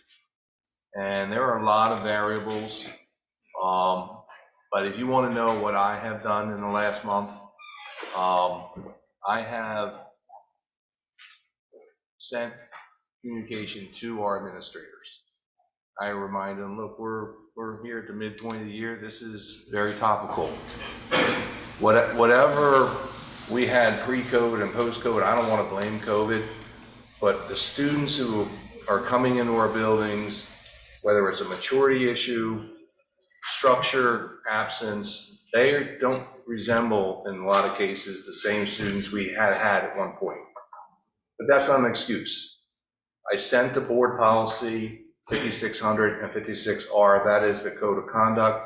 That is the regulation on how you administer, which is the consistency we heard from different parents tonight about, hey, it says X, you know, this grid, we want the grid followed. So I communicated to the principals that this is it. Until it's changed, you cannot dilute the consequence. You have my permission to make the consequence greater. And I do believe that has, in a short run, I'm not saying over the long interval, I know that there has been a response, because I am now hearing from parents who are telling me their son or daughter who have received a consult, it's too severe now. Okay?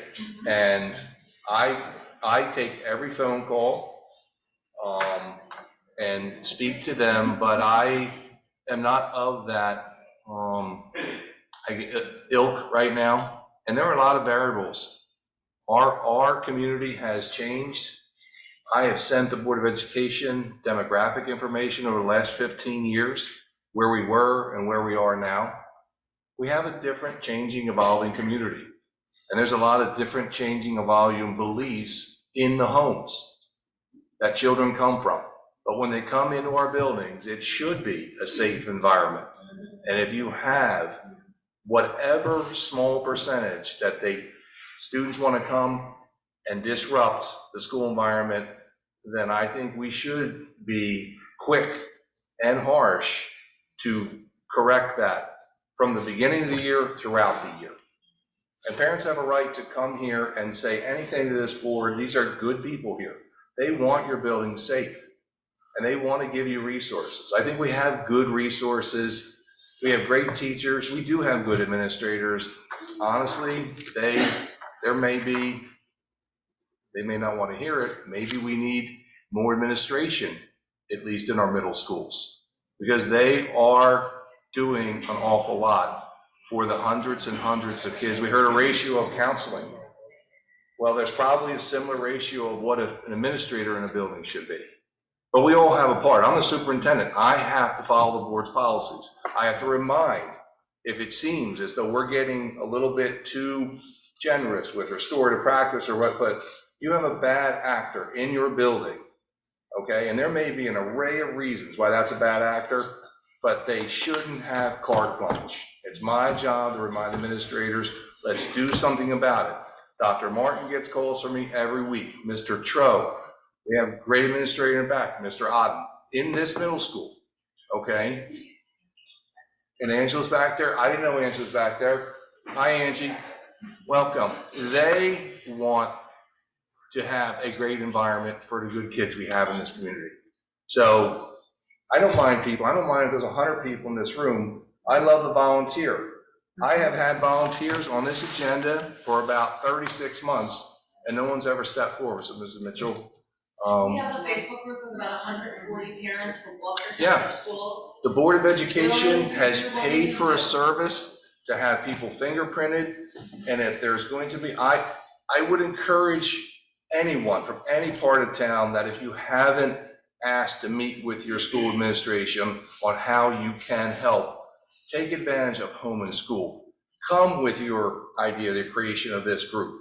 I am certain that Mrs. Rosebounds wants to hear your ideas. Mr. Williams wants to hear yours, Mrs. Hendry.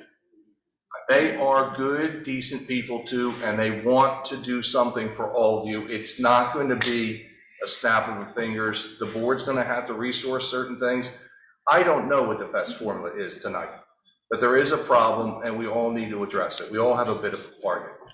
That's my response. I'm done. Thank you. All right, we'll move on to board member comments. First, I'd like to thank everybody for coming out.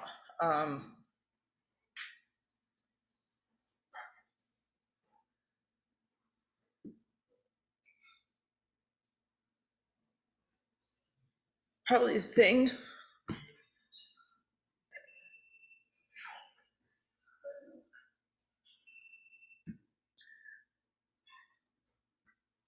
Would you like us to come back to you? I'm just angry that parents have to come to a board meeting to get a reply to an email.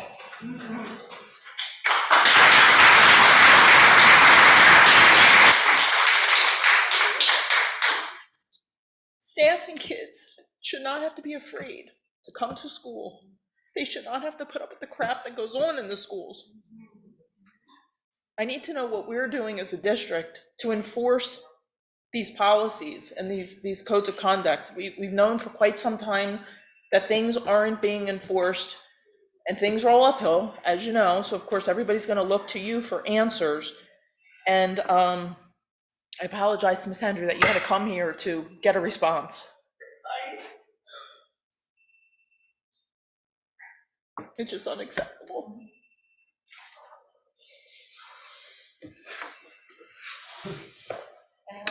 So, how you doing?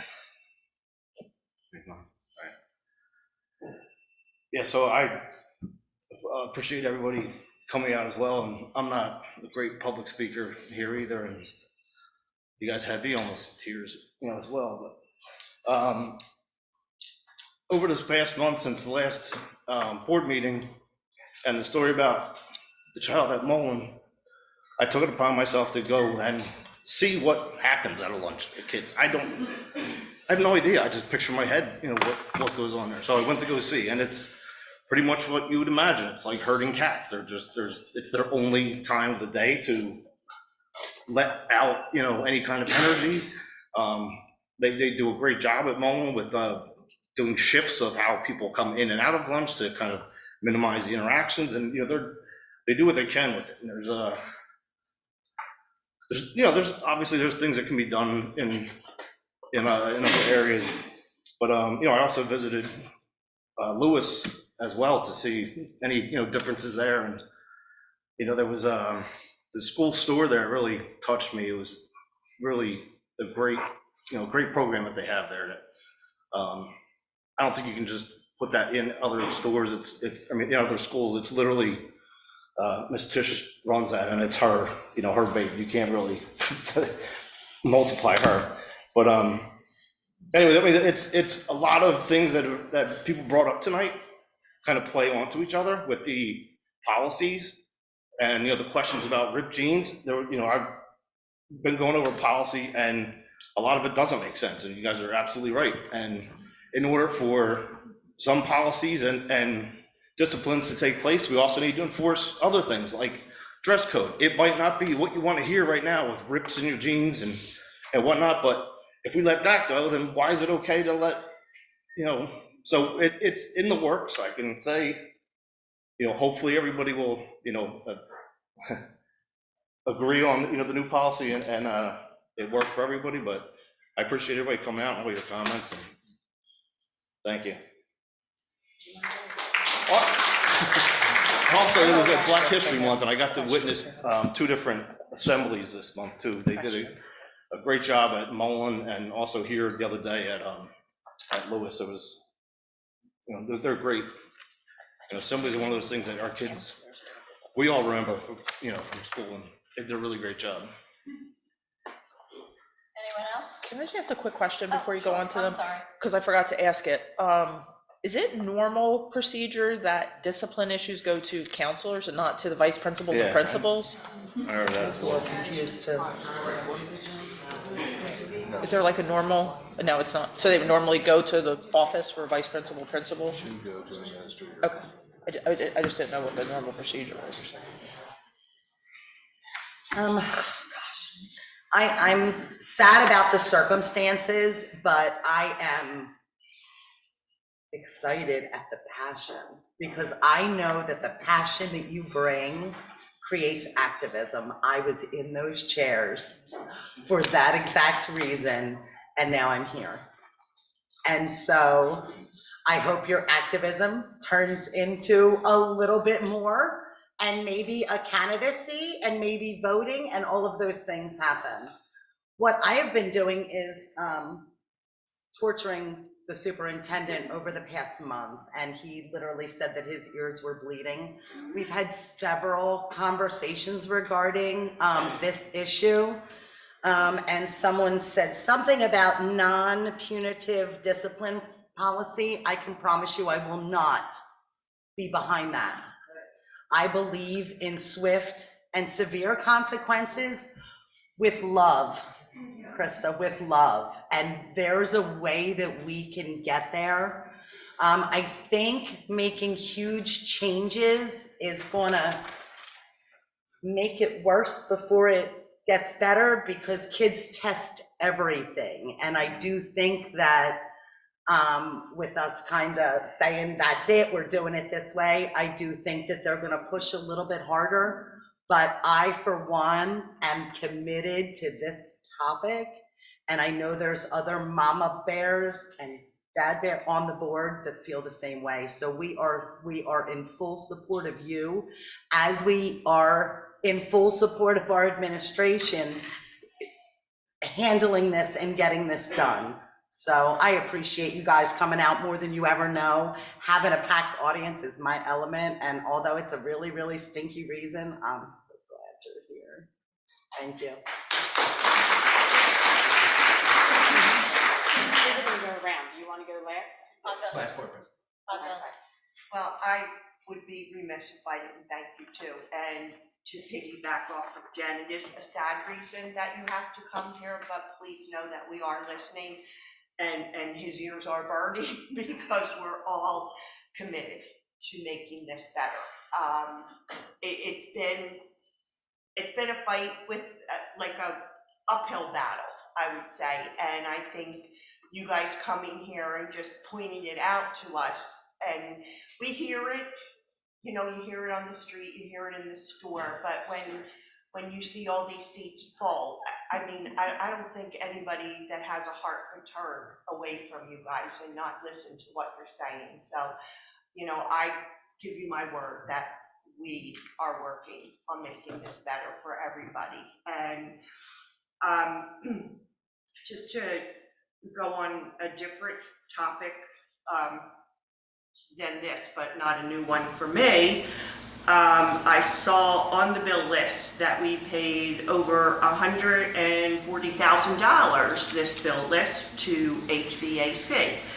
And again, it brings me back on my soap opera of being told that we are going to offer a competitive salary for that job, but I've asked in the past, when the job posting doesn't list a salary, how do you know that you're offering a competitive salary?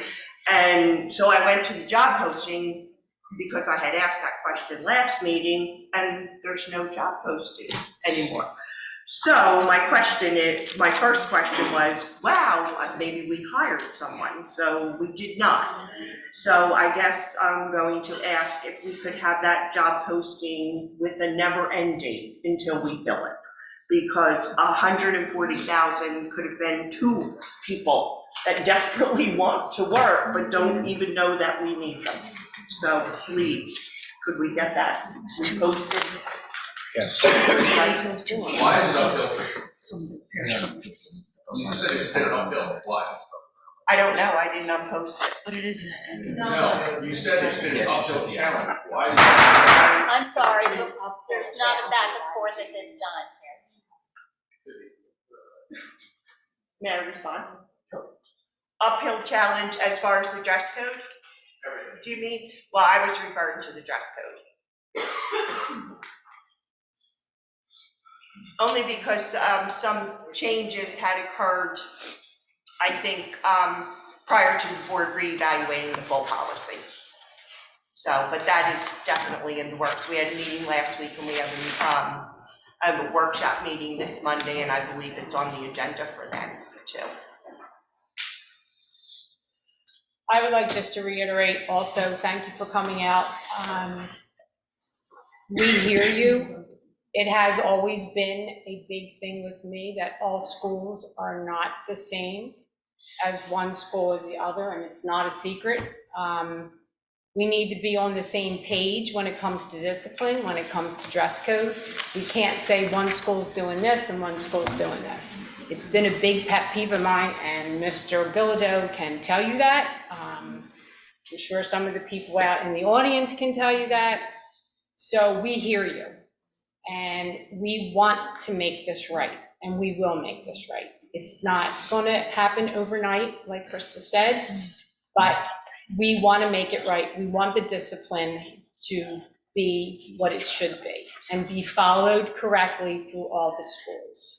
The administration is great in the township, but we need to have this all the way across the board when it comes to discipline and dress code.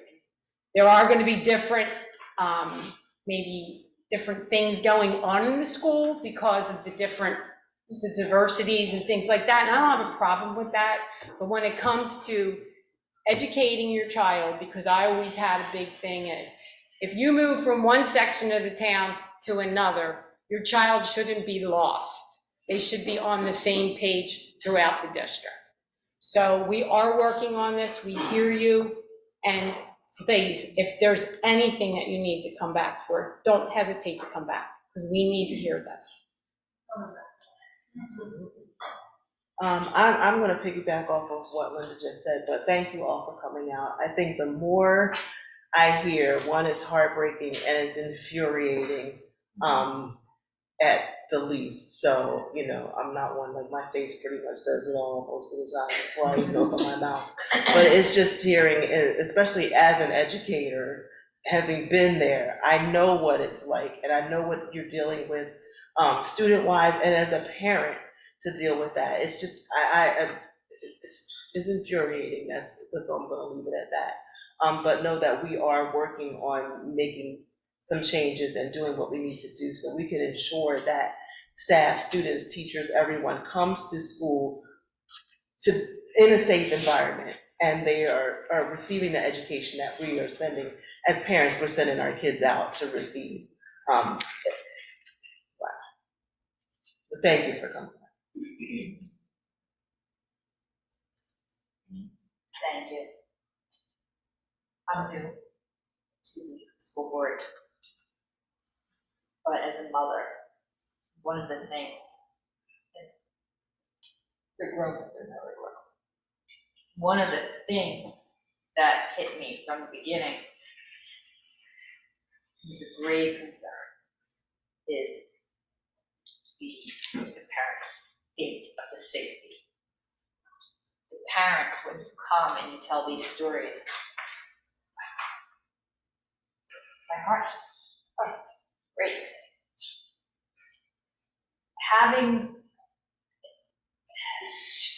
Being a child today, I can't even imagine, with the social media, the bullying,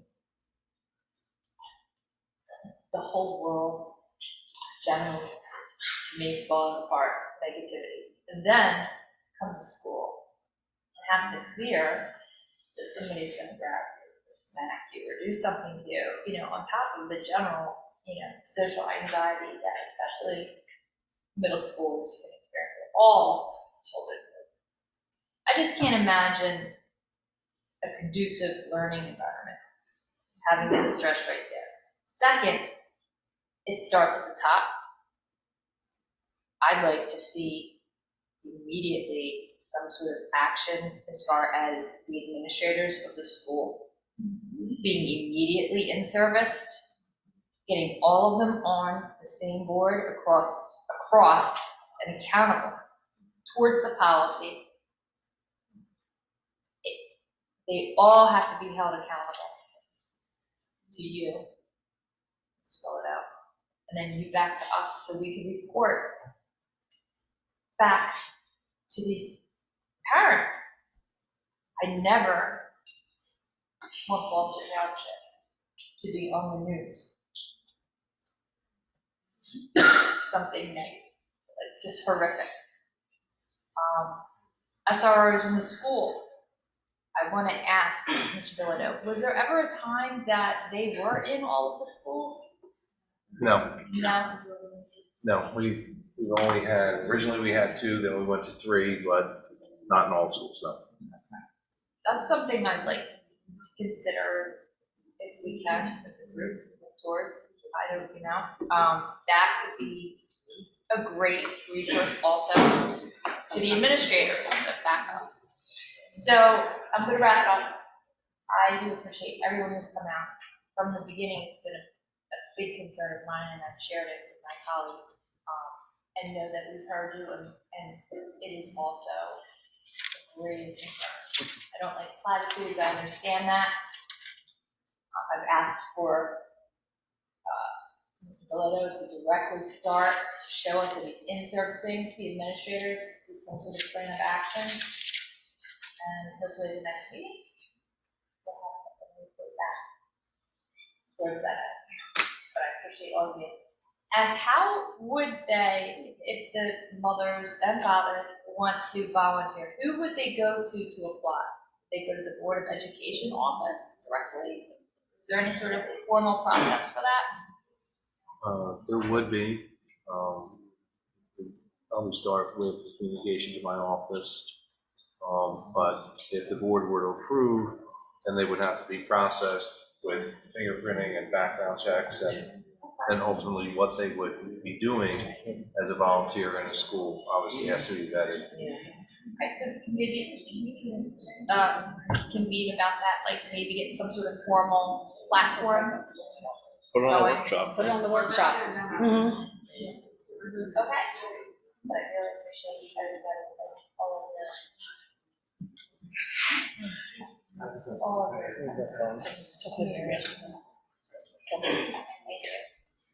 Okay, and I just want to let you know that we hear you.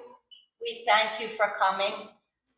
And we don't always know what's going on in the school, so you coming to us is what we need. Now, I promise you, Monday night, we have our workshop, and we will be dealing with problems. We're dealing with the dress code problems. We're going to deal with discipline. There's several things that we will be working on as a group to hopefully bring this back. My son is a teacher at Timber Creek. He tells me that in the 15 years that he's been teaching, he has never seen students like this. So if it's happening in the high school, it's happening here too. And we need to deal with it.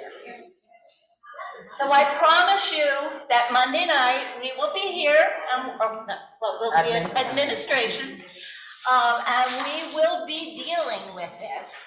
And hopefully we can get it done sooner than later.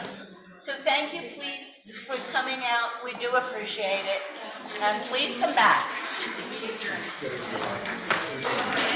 Can I get a motion to adjourn, please? So moved. Oh, Miss Kay and Four said so moved. All in favor? Aye.